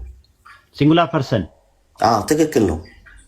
ስለዚህ ሲንጉላር ፐርሰን ነው አይደል የሚያወራው? ማን ነው ያ ሲንጉላር ፐርሰን? በሱ ላስረዳህ ነው እዚህ ክፍል ላይ ያለው። እሺ ይኸውልህ እግዚአብሔርም አለ አለና አንድነቱን አሳየህ። እግዚአብሔርም አለ ማለት አንድ እንዳለ ነው ያለ። አንድ እግዚአብሔር እንዳለ አሳየህ። እግዚአብሔርም አለ ነው ያለ። አለ ነው ያለው። አሉ አይደለም ምንም አላለ። አለ ነው ያለው። አንድነቱን አሳየህ። እዚህ ጋር አንድ መሆን አሳየህ። ሰውን በመልካችን እንደ ምሳሌያችን እንፍጠር አለ። በመፍጠር ላይ ደግሞ እንፍጠር ያላቸው አካላቶች አሉ። እንፍጠር የተባሉ አካላቶች እኮ ባዩ ለምሳሌ ምዕመናን ኤግዛምፕል ልስጥህ። እንብላ ብዬ ብናገር እኔ ተናጋሪው ማን ነው የሚባለው? አንተ ነህ። ለማን ነው የምናገረው? እኮ አካላቶች አሉ፣ የምትናገራቸው አካላቶች አሉ። ጓደኞች ይኖራሉ። አንተ ጋር ተስማምቻለሁ፣ 100% ተስማምቻለሁ። አሁን እዛ ጋር ተናጋሪው ማን ነው ነው ጥያቄው። ተናጋሪው እግዚአብሔር፣ አንድ እግዚአብሔር፣ አንዱ እግዚአብሔር ተናጋሪ ነው፣ ያህዌ ማለት ነው። ለነማን ነው የተናገረው? እዚህ ጋር አይገልጽም ለነማን እንደተናገረ እኮ አልኩ። እሱን ነው ማምጣት ያለብህ። አሁን ስላሴን ያሳያል ካል እኔ ላሳየህ። እኔ የምልህ ደግሞ ለነማን እንደተናገረ ከማምጣታችን ግን በመፍጠር ላይ ግን የተካተቱ አካላቶች አሉ የሉም? እንፍጠር አለ እኮ። ኦኬ ጥሩ እንትን ላይ ግባ። አንደኛ ነገሥት ኤግዛምፕል ልስጥህ። ተመሳሳይ ግራመር ላምጣልህ። ተመሳሳይ ግራመር ማለት ነው። አንደኛ ነገሥት ይሄንን ጨርሰው እኮ ተመሳሳይ ግራመር ላመጣልህ እኮ ነው። ላመጣልህ እኮ ነው። ምን ልትለኝ ነው? ያን የምታመጣልኝ እኮ ላመጣልህ ነው ላመጣልህ እኮ ምን ለማለት ነው ያንን የምታመጣልኝ? ይሄንን እንፍጠር የሚለው ምን ለማለት? እሺ ዘፍጥረት 2:18 ላይ ሰው ብቻውን ይሆን ዘንድ መልካም አይደለም፣ የሚመች ረዳት ምን እንበል አለ። እዛ ላይ ሲናገር እንፍጠርለት አለ። እንፍጠርለት ነው የሚለው ልፍጠርለት ነው የሚለው? እንፍጠርለት። ኦኬ እስቲ ዘፍጥረት 2:18 ላይ አንድ ጊዜ ሐሰን አውጣለትና ከዛ በኋላ አሳያለሁ፣ አስረዳለሁ። አብሽር። ዘፍጥረት 2:18 ላይ ያው አማርኛው መጀመሪያ አሳየው። ይታያል። እግዚአብሔር አምላክ አለ ሰውን ብቻውን ይሆን ዘንድ መልካም አይደለም፣ የሚመች ረዳት እንፍጠርለት ይላል አይደል? አዎ። እንግሊዝኛውን አንድ ያውጣለት እንድትረዳው ነው። አይ ቀለል አድርጌ ነው። እሺ እንግሊዝኛው ዕብራይስተኛው እያለ ነው ማቆነ ጊዜ ነው። አይ ኤው ግን እስቲ ምን ይላል? እስቲ አንብበው ይሄንን። አሁን ምንድን ነው እኔ እንጃ ንገረኝ እስኪ አንተ ምንድን ነው የሚለው? እስቲ አንብበው አውጥቶላል እኮ ይኸው አውጥቶላል። አንብበው። እኔ ላንብበው እንግሊዝኛው ዘፍጥረት 2:18 አዎ ይኸው አውጥቶላል። አንብበው ምን ይላል? ዘፍጥረት 2:18 እኮ ቆይ ዘፍጥረት 2:18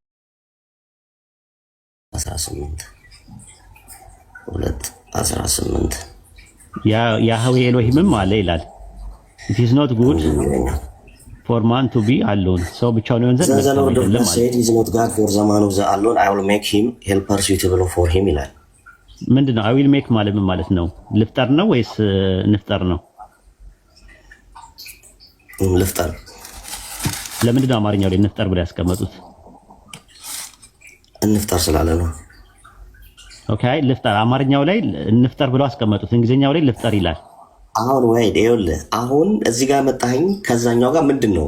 ልነግርህ ነው ሀቢቢ። አይ ልነግርህ ነው። ችግር የለም ተረጋጋ። ማለት እንደ ፍሪ የሆነ ነው። ቆይ እንጂ እንትን በለው አንዴ ዕብራይስጥ ደግሞ ገባለት። አንዴ ዕብራይስጥ ላይ ገባለት። ልነግርህ ነው ምን ምክንያታቸው ለምን እንደሆነ እንደዛ ያሉበትን ልነግርህ ነው። በተረጋጋ አዳዲስ ነገሮችን ትማራለህ። እሺ አይዞህ። አንተ በለው ጨርሶ እዛ እየገባ ነው። እዛው ነን ያለነው። ዘፍጥረት 1:6 ላይ ነን ያለነው። ከየትም አልሄድም። እመለሳለሁ። አይዞህ። ዘፍጥረት 2:18 ላይ ያው ራሱ ማለት ነው። ዘፍጥረት 2:18 ላይ ሰው ብቻውን ይሆን ዘንድ መልካም አይደለም፣ የሚመች ረዳት ልፍጠርለት ነው የሚለው ወይስ እንፍጠርለት ነው የሚለው? እዚህ ላይ እንፍጠርለት ነው ወይስ ልፍጠርለት ነው የሚለው? ልፍጠርለት። እሺ ልፍጠርለት ነው የሚለው። ለምንድን ነው አማርኛው ላይ እንፍጠርለት ብለው ያስቀመጡት? ልፍጠርለትና እንፍጠርለት ምንድን ነው ምን የሚያመጣው ለውጥ? ልፍጠርለት ሲንጉላር ነው። ልፍጠርለትና እንፍጠርለት ደግሞ ፕሉራል ነው እኮ። ስለዚህ ልፍጠርለት ስላለ ምንድን ነው ልዩነቱ? ልፍጠር ማለትና እንፍጠር ማለት ልዩነቱ ምንድን ነው በአንተ? እኮ ልፍጠር ሲል በቃ ልፍጠር እያለ ነው። እንፍጠርለት ሲል ደግሞ የሚፈጥሩ አካላቶች እንዳለ እየተናገረ ነው። ሌሎችም ልፍጠርና ቆይ አንዴ ተረጋግታ አዳምጠኝ ምዕመናንዬ። ልፍጠር ሲልና እንፍጠር ሲል ልዩነቱ ምንድን ነው በአንተ? ምንም ልዩነት የለውም አለው። ልፍጠር ሲል ሲንጉላር ራሱ እኔ ልፍጠር እያለ ነው። እኔ ልፍጠር እያለ ነው ማለት ነው። ፈጣሪው እኔ ነኝ እያለ ነው። እንፍጠርለት ሲል ደግሞ እንፍጠርለት ረዳት እናግዝለት፣ ተጨማሪ እናድርግለት ነው። ኦኬ። ስለዚህ አይ ዊል ሜክ የሚለውን ልፍጠር የሚለው እስቲ በፕሉራል አድርግልኝ አንዴ። ፕሉራል አድርገው። አሁን ልፍጠር አይ ዊል ሜክ የሚለውን ፕሉራል አድርገው፣ ሲንጉላር የነበረውን አድርገው እስቲ አንተ እዛው ክፍል ያንን ብታሳየኝ አይሻልም? በእንግሊዝኛው እኮ አድርገው፣ ዝም ብለህ እንግሊዝኛው ላይ አድርገው እኮ ነው የምልህ። ትርጉሙን እንድታውቀው እኮ ነው። አንድ ጊዜ ዘፍጥረት 1:26 ነው። 1:26 ልፍጠር የሚለውን አይ ዊል ሜክ የነበረውን ምን ብለህ ትጠቀምበታለህ? ዊ ዊል ሜክ ማለት ትችላለህ።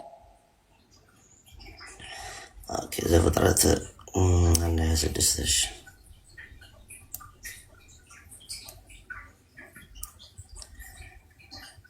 1:26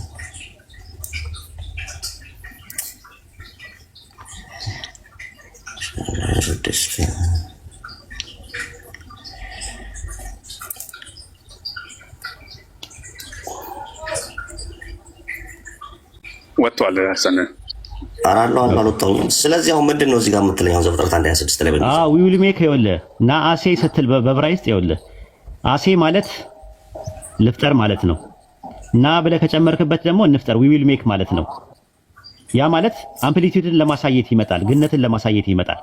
ለየትኛውም አካል ሳትጠቀም ማለት ነው። ለምሳሌ ኤግዛምፕል ነው የምነግርህ። አንደኛ ነገሥት ምዕራፍ 12 ቁጥር 9 ላይ ሮባ የሚባል ንጉስ ታስታውሳለህ አይደል? የሰለሞን ልጅ ላሳየህ ነው። ግራማቲካሊ ላሳየህ እኮ ነው። እዛ ላይ ያለውን እያስረዳሁ። አሁን ይሄ ክፍል ምንድነው? እንፍጠር ሲል ምን እያለ ነው ለማለት ነው? አሁን ባጭሩ እሱን አስረዳኝ መጀመሪያ፣ ከዛ እንሄዳለን። ግነትን ነው የሚያመለክተው። ልፍጠር ሲል ምን ነው የሚገነው? እንፍጠር ማለት ራሱ ማግነን መረዳት አልፈለክም እኮ ኖ መረዳት አልፈለክም። ነገር ጠይቅ። አይ እንደዚህ ምንም እኮ ሌላ ቦታ መሄድ ያስፈልግም። ሎጂካሊ እኮ ነው ማለት ምኑን ነው የሚያገነው? ተረጋጋ እንዴ ተረጋጋ። ምን ሆነ ነው? እኔ እኮ ጸባይ ደስ ስላለኝ ነው ማወራ። አንዴ ተረጋጋ። እንደውም አንተ ነህ እኮ ማምጣት የነበረብህ እኮ ስላሴን ያሳያል ብለህ ዘፍጥረት 1:26 ላይ ገብተሃል። ዘፍጥረት 1:26 ላይ ያለውን አንተ አሰን አንድ ጊዜ አትረብሸን። አንድ ጊዜ እንትን አትበለው በለው። ዘፍጥረት 1:26 ላይ ባለው ጥቅስ መሰረት አንተ ስላሴን ያሳያል ብለህ አምጥተህ ማብራራት የነበረብህ አንተ ነበርክ። እኔ እያብራራሁልህ ያለው ቢያንስ ኢንሳይትን ለመጨመር እየተደራረብክ ነው የምታወራው። እና እንዴት እንግባባለን? ምዕመናንዬ እየተደራረብክ እኮ ነው የምታወራው። ጸባይ ጥሩ ሆኖ ደርባባ ሆነ ትደራረባለህ፣ ስታወራ ኦቨርላፕ ትፈጥራለህ። ያ ደግሞ እንዳንግባባ ያደርገናል ራሱ ማለት ነው። ዘፍጥረት 1:26 ላይ ስላሴን ያሳያል ብለህ ያልክበትን እሺ አንተ ንገረን። ይኸው ደቂቃ ልስጥህ። እሺ ኦኬ አሁን ይኸውልህ ለዚህ ጋር እግዚአብሔርም አለና አንድነቱን አሳየ። ከዛ ደግሞ እንፍጠር ብሎ ሌላ አካላቶች ከሱ ጋር በመፍጠር ላይ እንደተሳተፉ አሳየን። እሺ ዘፍጥረት 1:26 ላይ አውጣና አሳየኝ። እነዛን አካላት ስለ አካላቶች ያወራል ብለህ ያልክበትን ግራማቲካሊ አሳየኝ። እንፍጠር ሲል ሌላ አካላቶች ከሱ ጋር በመፍጠር ውስጥ እንደተሳተፉ እያሳየ ነው እያለ አያሳይም ነው የምልህ። ምክንያቱም ኤሎሂም የሚለው ቃል እንፍጠር ሲል ምንድነው ስልህ እኮ አንተ እንፍጠር የሚል ታዲያ ማንን ነው ስልህ እኮ ንፍጠር የሚለውን በሲንጉላር የነበረውን በፕሉራል አድርጎ ሲጠቀም አምፕሊቲዩድን ያሳያል ነው እያልኩ ያለሁት። ና የምትለዋ ነገር ገነት እግዚአብሔር ራሱን ቆይ እዚህ ጋር እንጨርሰው። እሺ እግዚአብሔር ራሱን እያገነነ ነው እንፍጠር ብሎ። አዎ ምን ነው የሚያገነው? እግዚአብሔር ራሱ ይገነና አይደል እንዴ? እንደዛ ነው እኮ እንደዛ ነው ይጠቀማል። አይ ነው የገነነ ነገር ምኑን ነው የሚያገነው? እንፍጠር ብሎ ያገናል በማግነን ይጠቀማል ነው የምልህ። ግራማቲካሊ እንደዛ አይነት ነገር ይጠቀማል። ምኑን ነው የሚያገነው? እግዚአብሔር ክብሩን ያገናል። እንፍጠር ብሎ አብዝቶ ክብሩን ያወርዳል እንጂ ሲጨምር በመፍጠር ላይ እንፍጠር ብሎ ሲጨምር ክብሩ ይወርዳል እንጂ። እዛው ላይ ምዕመናን እዛው ላይ ዘፍጥረት 1:26 ላይ ኤሎሂም የሚለው ግነትን ነው የሚያመለክተው ወይስ ብዜትን ነው የሚያመለክተው? ምኑ እዛው ላይ ዘፍጥረት ላይ ምንድነው እግዚአብሔር ማለት የሚለው? በዩሜር ኤሎሂም ነአሴ አዳም አለ። አሁን ነአሴ የሚለው እኮ ኤሎሂም ማለት ነው የሚለው አይደለ? ኤሎሂም የሚለው ግነትን ነው ወይስ ብዜትን ነው የሚያመለክተው? ምን አንድነቱን ነው አንድ መሆኑን ነው የሚያመለክተው። ያ ኤሎሂም የሚለውን ቃል ነው ያልኩ እኮ ነው ሲንጉላር መሆኑን ነው እኮ አልከኝ አንተ። ሲንግል መሆኑን ኤሎሂም እኮ ኤሎሂም የሚለው ቃል የቃሉ ትርጉም ሊተራሊ ኤሎሂም ማለት ምን ማለት ነው ሲተረጎም? ኤሎሂም እኮ ብዜትን ያመለክታል፣ ሲንጉልነትን ያመለክታል አልኩ። ምንድነው የቃሉ ትርጉም ምንድነው? ኤሎሂም የሚለው ቃል የቃሉ ትርጉም ምንድነው? የቃሉ ትርጉም እኮ ነው ስለ ብዜትና ስለ ሲንጉላር ነው የሚናገረው። የቃሉ ትርጉም ምንድነው? ስለምንድነው የሚያገለግለው አይደለም ያልኩ። አሁንም በደንብ አዳምጠኝ እሺ። ኤሎሂም የሚለው ቃል ሊተራሊ የቃሉ ትርጉም ምንድነው እኮ? ይሄ ነው የቃሉ ትርጉም ትክክለኛው ብዜትንና ሲንጉልነትን የሚያመለክት ነው። ኤሎሂም የቃሉ ትርጉም ምንድነው? እግዚአብሔር ኤሎሂም ብሎ ሲገባ ለምሳሌ አታዳምጥም ማለት ነው። አንዴ ክፈሽ ዘፍጥረት 1:26ን አንዴ ዕብራይስጡን ክፈትለት። ኤሎሂም ማለት የቃሉ ትርጉም እንግዲህ መረዳት ካልፈለክ አንተ እኛ እየከፈትን እናሳያለን። አንዴ ክፈትለት ሐሰን።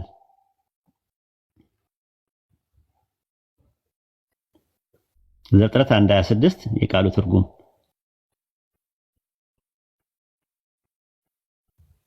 ኤሎሂም ማለት ምን ማለት ነው? የቃሉ ትርጉም ምን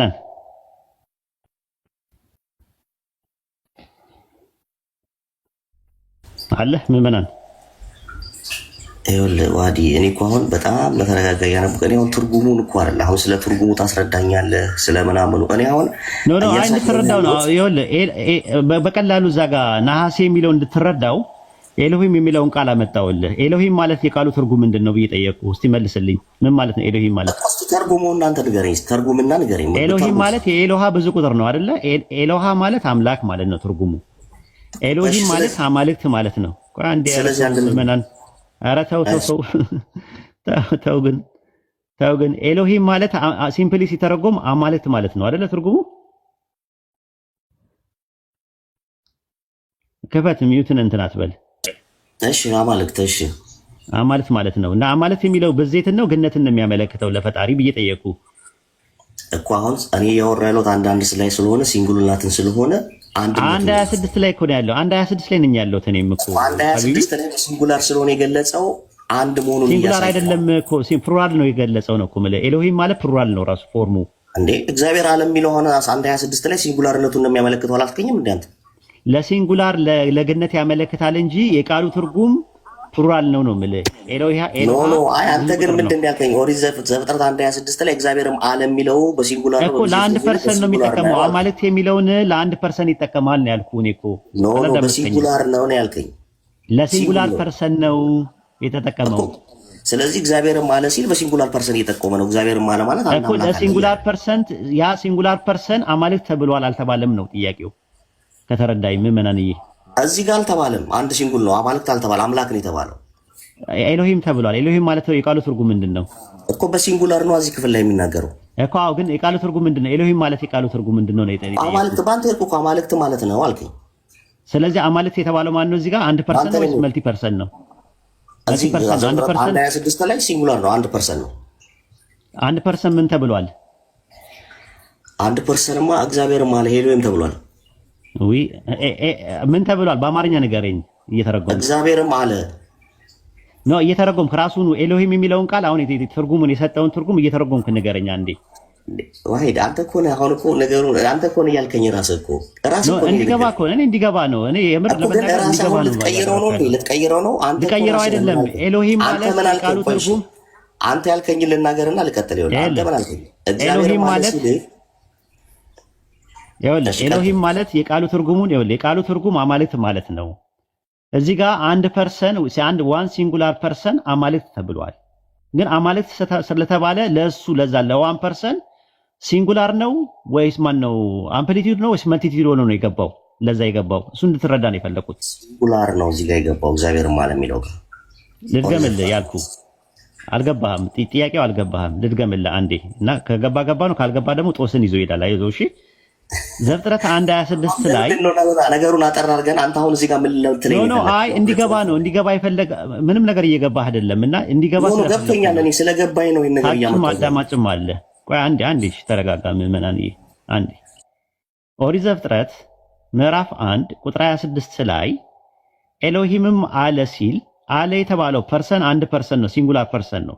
ያ ሲንጉላር ፐርሰን ኤሎሂም ተብሏል። ኤሎሂም የሚለው የቃሉ ትርጉም ሲምፕሊ አማልክት ማለት ነው ትርጉሙ። አማልክት የሚለው ቃል ለዛ ለዋን ሲንጉላር ፐርሰን ለግነት ነው የዋለው ወይስ ለብዜት ነው የዋለው? ይህን ነው ጥያቄው። ነሐሴ የሚለውን እንድትረዳ ስለፈለኩኝ ነው በቀላሉ ለማስረዳት አሁን ሚውትን አንሳና እንትን በል። ይኸውልህ እዚህ ጋር እግዚአብሔርም አለ ሲል አሁንም ድገመው እስኪ። ምንድን ነው ያልኩህ? አንዴ ድገመው። ያልኩህ ወይስ ለብዜት ነው ወይስ ለግነት ነው የገባው ነው ያልከኝ? ምንድን ነው ያልኩህ? ለብዜት ነው ሄሊዮም የሚለው ያልኩህ ድገመው። ሄሊዮም የሚለው እዚህ ጋር ለግነት ነው ለብዜት ነው የገባው? አዎ ለአንዱ ፐርሰን ለሲንጉላሩ ፐርሰን የገባው ለብዜት ነው ወይስ ለግነት ነው የገባው? አማልክት የሚለው ቃል ለግነትም ለብዜትም አይደለም፣ ሲንጉላር መሆኑን ሊያሳይ ነው የገባው። ሄሊዮም እዚህ ጋር ሲንግል መሆኑን አንድ መሆኑን ነው የገባው። ለብዜት ሄሊዮም የሚለው የቃሉ ትርጉም ሲንጉላር ነው ወይስ ፕሉራል ነው? የቃሉ ትርጉም ሲንጉላር እዚህ ጋር የቃሉ ትርጉም ኤሎሂም የሚለው ቃል ነው። የቃሉ ትርጉም ምንድን ነው እንዴ? ነገር አማልክት ነው እኮ አልክ አንተ። አማልክት ማለት ነው እኮ አማልክት የሚለው ለአንዱ ፐርሰን የገባው ለዛ አማልክት የሚለው የብዜቱ ቃል ብዜት ያለው ቃላት ለዛ ለአንዱ ፐርሰን የገባው ግነትን ለማሳየት ነው፣ ብዜቱን ለማሳየት ነው የገባው። ብዜቱንም ግነቱንም አይደለም፣ ሲንጉላር መሆኑን ለማሳየት ነው የገባው። ሲንግል መሆኑን አንድ አምላክ መሆኑን ለማሳየት ነው። ቃሉን ነው ያልኩህ እኮ ቃሉን ነው እኮ ቃሉ አገልግሎት ላይ ነው ቃሉ የገባው ሄሊዮም የገባው አንድ አምላክ ስለመሆኑ ለማሳየት ነው። ኤሎሂም የሚለው አማልክት እኮ ነው የሚለው ስለ አንድ አምላክ አያወራም እኮ እዛ ጋር አንድ አምላክ ሁለት አምላክ የሚለውን ነገር አይደለም የሚዘረዝረው። ለዚህ ለብዜት ብቻ አይገባም አልኩ። ለብዜት ብቻ አይሆንም። አማልክት ለሚለው ብቻ አይደለም አምላክም ለሚሆነው ይችላል ይሆናል። አንድ አምላክ ለመሆንም ይችላል። አምላክ ለሚለው የዕብራይስጥ ቃል ምንድን ነው የሚጠቀመው? ማለት አምላክ ነው የሚለው አምላክ ኤሎሃ ነው ወይስ ኤሎሂም ነው የሚጠቀመው? አምላክ ለሚለው ለሲንጉላር ቃል አሁን ዕብራይስጡ ላይ እኔ እንትኑ የለኝም ሙቀቱ በደንብ እውነት ለመናገር እኮ የለም እኮ እሱን እኮ ላስረዳ ስለፈለኩኝ ነው። በቅንነት ነው ማወራ ታውቃለህ። ኖ እኔም ገባኝ፣ ግን እኔ አሁን በቅንነት ማወራ ለምንድን ነው? ቅንነት ስላየውብህ ነው። ኦሪት ዘፍጥረት ዋን ሲንጉላር ፐርሰን አለ። አንድ እየተደማመጥን ዋን ሲንጉላር ፐርሰን አለ። ያ ዋን ሲንጉላር ፐርሰን ያ አንድ ሲምፕል ኤሎሂም ተብሏል። ኤሎሂም ሲባል የቃሉ ትርጉም አማልክት ማለት ነው። ብዜትን ነው የሚያመለክተው ቃሉ ብዜትን ነው የሚያመለክተው። ያ ግን አማልክት የተባለው ለአንዱ ፐርሰን ሲጠቀም የተጠቀመበት ለማግነን ነው ወይስ ለማብዛት ነው የተጠቀመበት? ይሄ ነው ጥያቄ። ለሁለቱም አይደለም፣ አንድ ሲንጉላር ስለመሆኑ ነው የተጠቀመበት። ታዲያ ለምን አማልክት ተባለ? እሱም ማኮ ነገርኩ። ለምሳሌ ዘፍጥረት አንዳንድ ላይ ለምሳሌ ኤሎሂም ሲል ለብዜት ተጠቅሞበታል። እዛ ጋር እኮ ለምን ተባለ? ለግነት ነው ወይስ ለብዜት ነው የሚጠቀመው? ለዚህ ጋር ለግነትም ለብዜትም አይደለም፣ ሲንጉላር ስለሆነ አለ። እንደዛ እኮ ነው በዕብራይስጥ ውስጥ አለ እኮ ሀቢቢ። አሁን አንተ ያልተረዳኸው ነገር በዕብራይስጥ ቋንቋ ውስጥ አምፕሊቲዩድ እና መልቲቲዩድ የሚባሉ ነገሮች አሉ። አንተ ነው ያላወቅካቸው ራሱ ማለት ነውና አንዳንድ ኤግዛምፕሎችን ልስጥህና አይ ቲንክ በዚህ እናረዝመዋለን። ለምን መሰለህ እኔ እዛ ጋር ዘፍጥረት እንዳያስመስል ላይ ስላሴን አያሳይም ነው የምልህ። ስላሴን አያሳይም። እዛ ጋር ምን ነው የሚያሳየው? እዚህ ጋር አያሳይም ስላሴን። እስቲ ስላሴን አሳየኝ አንተ እስቲ። አንተ ምን ነው የሚያሳየው? ባላሳ እኔማ ስላሴን ነው የሚያሳየው። አያሳይም ካልክ ምን ነው የሚያሳየው? ይኸውልህ በርድኖ ፕሩፍ ፋላሲ አትስራ። ኖ ምን ነው የሚያሳየው? እኔ ስላሴን ነው የሚያሳየው። አያሳይም ማለት አምጣ። የታለ አምጣ። እሺ ስላሴን አሳየኝ። ሶስት አካላት አሳየኝ። ይሄን ያልኩህ እኮ እግዚአብሔርም አለ ሰውን በመልካችን ምሳሌያችን እንፍጠር አለ አላልኩህ? አንድነቱን ተናገረ። ከዛ ደግሞ እንፍጠር ብሎ በመፍጠር ውስጥ የተሳተፉ አካላት እነማን ናቸው? በዚህ ጋር እስቲ ዘጠና እነሱን አልተናገረም። እዚህ ጋር እንፍጠር በሚለው በዚህ ጋር እንስማማና ከነዛ አካላቶች እነማን እንደሆኑ አመጣለሁ። ግን እንፍጠር በሚለው ላይ እሺ፣ አሁን ምን ታደርጋለህ መሰለህ? ከአይሁዳውያኖች ኮሜንተሪ ታመጣለህ። ዘፍጥረት 1:26 አሁን እኔ የምልህ አንተ እዚህ ጋር አይደለም ካልክ ምን ነው እዚህ ጋር የሚያመለክተው? አምፕሊቲዩድን ነው የሚያሳየው እኮ አልኩህ እኮ ላስረዳ ስለሙ ፈቃደኛ አይደለም። ምን ነው እንፍጠር ሲል ምን ነው እግዚአብሔር ማለት ሲል ምን ነው የሚያመለክተው? ግነትን ነው የሚያመለክተው። ለምሳሌ ግነትን የሚያመለክትበት ጥቅሶች አሉ። አንዳንድ ጥቅሶች ታሳይ ነበር። ምኑን ነው የሚያገነው? የማንን ነገር ነው የሚያገነው? እዚህ ጋር ማንነቱን ያገናል። ራሱ አንድ አምላክ ማለት ነው ያገናል። ማን ነው የሚያገነው? ራሱ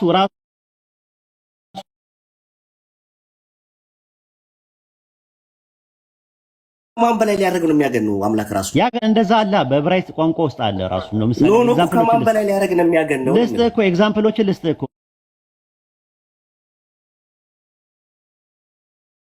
እግዚአብሔር አትስጠኝ። እኔ አንተ መልስልኝ። ከማን በላይ ሊያደርግ ነው እግዚአብሔር ራሱን የሚያገነው? እኮ ላሳየህ እኮ ቋንቋው ነው እኮ።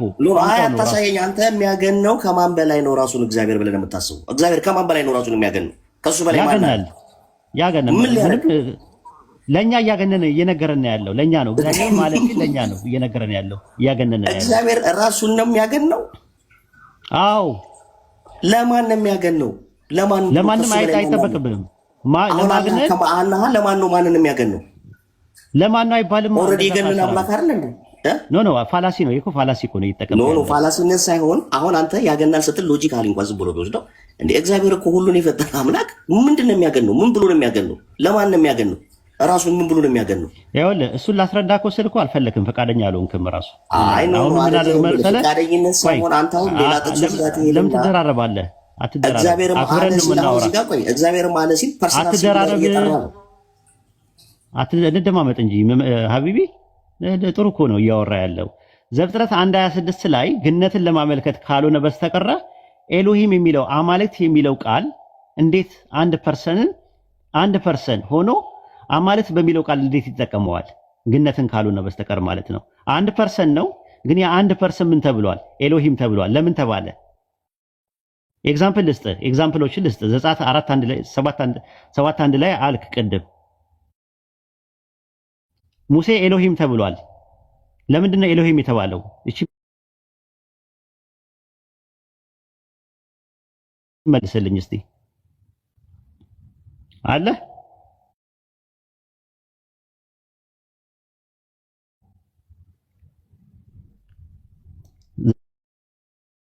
ማለት ይችላል እሱ እስኪመጣ ድረስ። እንዴት ናችሁላችሁ? ሲራክ እንዴት ነህ? ደህና ነኝ። ወይድ ስላሴ ላይ ነው ያለ ጥያቄ እስካሁን ድረስ የምናወራው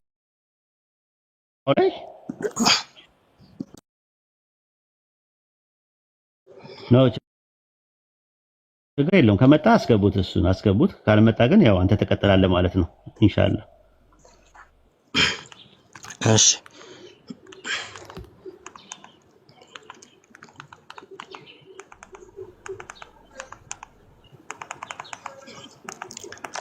ቆይ አንድ ጊዜ ጥያቄውን እያወጣሁት ነው።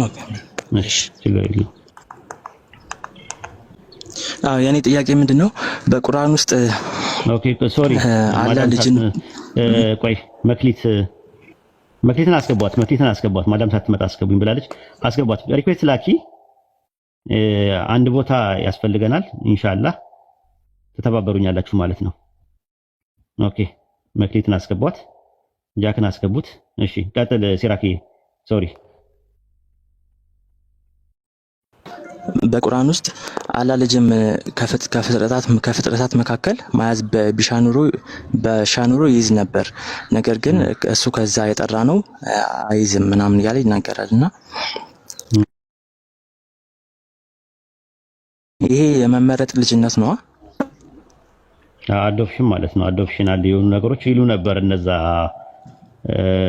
ቢሻኖሩ እንደዛ ነው እንትን ላይ አይደለም የሚለው ሱረቱ ዙመር ምዕራፍ 39 ቁጥር 4 ላይ አላህ ልጅ መያዝ በፈለገ ኖሮ ከሚፈጥረው ውስጥ የሚሻውን ይመርጥ ነበር። ቢፈልግ ኖሮ መያዝ ቢፈልግ ኖሮ መያዝና መውለድ ይለያያል። ሱረቱ አንቢያ ምዕራፍ 21 ቁጥር 17 ላይ እንደዛ ነው።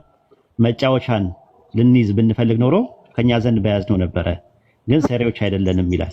ራሱ መደሰቻ ይሄ ለህው ማለት መደሰቻ ማለት ነው። መጠቀሚያ ያይም ማረፊያ መርጊያ ልጅ የሚባለው አይደል? ልጅ እንትን ማለት ነው። ለምሳሌ አንዳንድ ኤግዛምፕሎችን ልስጥ ራሱ ማለት ነው።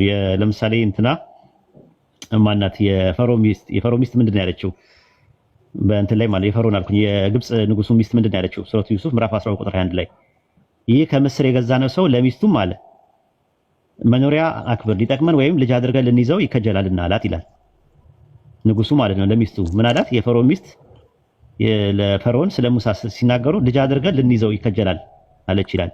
ልጅ አድርገን ልንይዘው ይላል። አሁን ለምሳሌ ገብቷል? አዎ ገብቶኛል። አዎ ልጅ አድርገን አዶፕሽን የሚባለው ነው የፈርዖን ሚስት ይላል። አንድ ሐሳቤን ሱረቱ ነምል ሱረቱ ቀሰስ ምዕራፍ 28 ቁጥር 9 ላይ የፈርዖን ሚስት ለኔ ለአንተም የዓይን ማረፊያ ነው፣ አትግደሉት፣ ሊጠቅመን ወይም ልጅ አድርገን ልንይዘው ይከጀላልና አለች ይላል። ልጅ አድርገን እንደ ልጅ አድርገው ሊወስዱት አዳፕት ሊያደርጉት ማለት ነው። አዎ እንደዛ አይነት ነገር ቢፈልግ አላህ ቢፈልግ ከሚፈጥረው ውስጥ መያዝ ይችል ነበረ፣ ግን አይፈልግም። እንደዛ አይነት ነገር አይፈልግም ነው። አዎ ስለዚህ መጽሐፍ ቅዱስ ላይ ደግሞ የመመረጥ ልጅነት አለ ብለኛል ባለፈው። ስለዚህ የመጽሐፍ ቅዱስን እየተቃወመ ነው ማለት ነው። የመመረጥ ልጅነት ከፍጥረት መካከል እንደዛም የለም። በቃ ዘግቷል። ቢፈልግ በቃ ልጅን አልያዘም አለ። በቃ እንደዛም ቁርአን ሲመጣ ከሚፈጥረው የሚለውን ነገር እንትን ይላል። ባይብል ነው። የባይብል አንደርስታንዲንግ ነው። የባይብል አንደርስታንዲንግ ነው። ልጅ የሚለው የባይብሉ አዶፕሽን ነው ብዬ አላስብም እኔ ልጅ የሚለው ማለት የመመረጥ ልጅነት አላልክም? የመመረጥ ሲባል ከፍጥረታት መካከል ልጅ አድርጎ መውሰድ አይደል? መጀመሪያ እኮ ልጅ አልነበሩማ ከሆነ ጊዜ በኋላ ይሄ ግን ለመመረጥ አይደለም። ይሄ አሁን ለምሳሌ የፈርዖን ሚስት ለፊርዓውን ልጅ አድርገን ልንይዘው ስትል ምን ማለት ነው? ልንመርጠው ማለት ነው ሳይሆን ልጅ ለማድረግ ስለፈለገች ብቻ ነው። ለኮ ምንድነው ልጅ አድርገን ልንይዘው ሲል አዶፕሽን ነው ወይስ መመረጥን ነው የሚያሳየው? አዶፕሽን ነው። ዘጸአት ዘዳግም 14 1 ላይ ያለው ልጅነት አዶፕሽን ነው ወይስ መመረጥ ነው?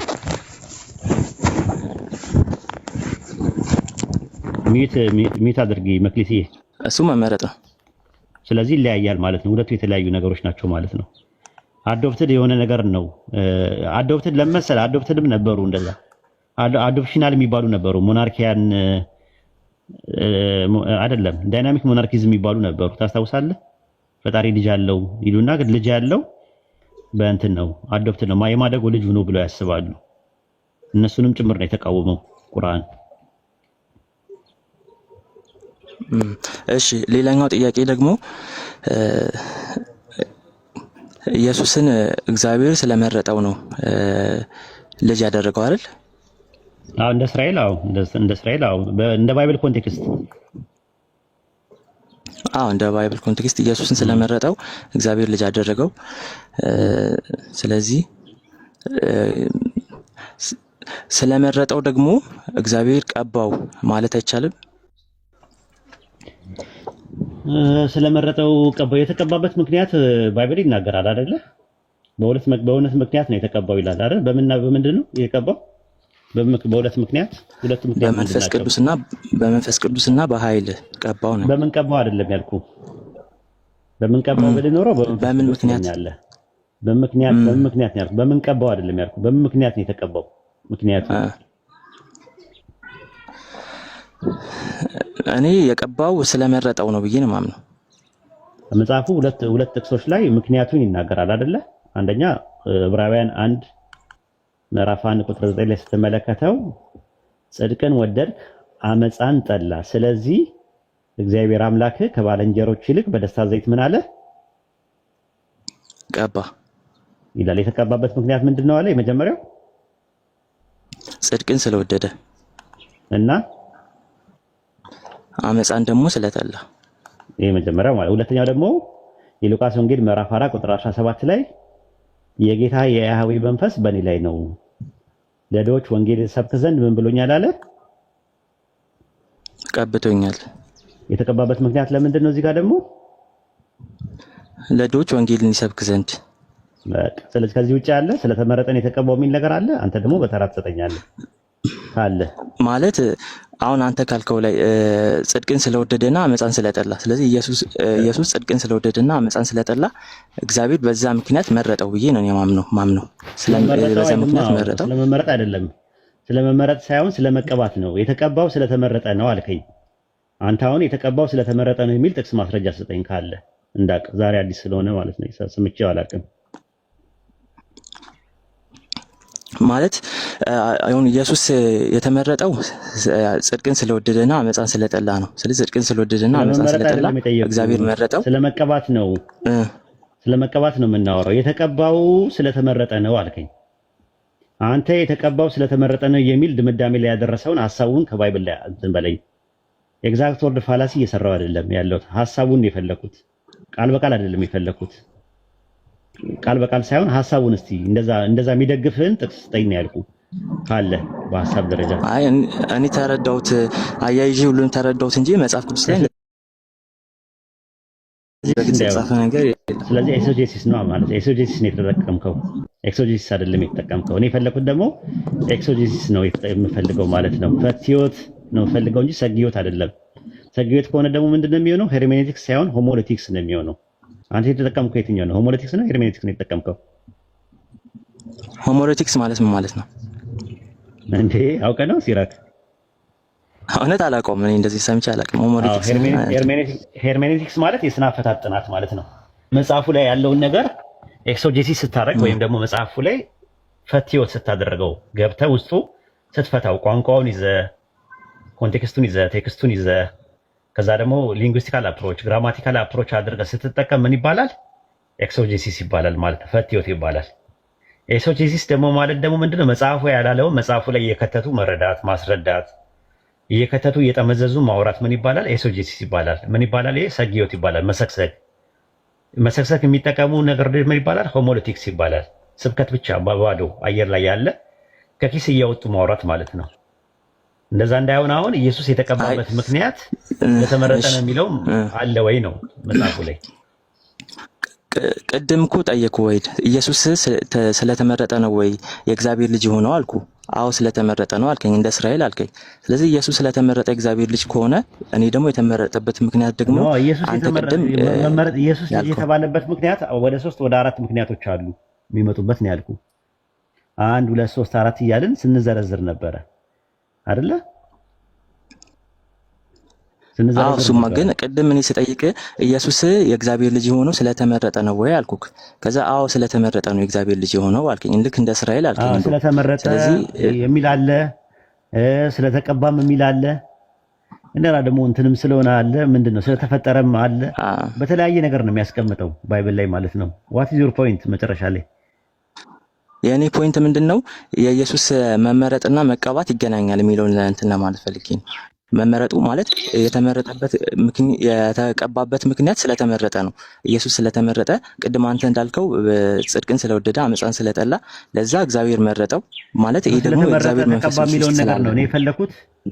ስለተመረጠ ተቀባ የሚለውን ነገር ከየት ነው ያገኘኸው ነው የፈለኩት የነበረው። ከሌለ የለም ነው ችግር የለም። በሎጂክ ነው ወይድ ሎጂካል ሆነ ስታየው ሎጂክ እኮ መጽሐፉ ላይ ያለ ነገር ነው። ቤዝድ አድርገህ ነው እንትን ማድረግ ያለብህ።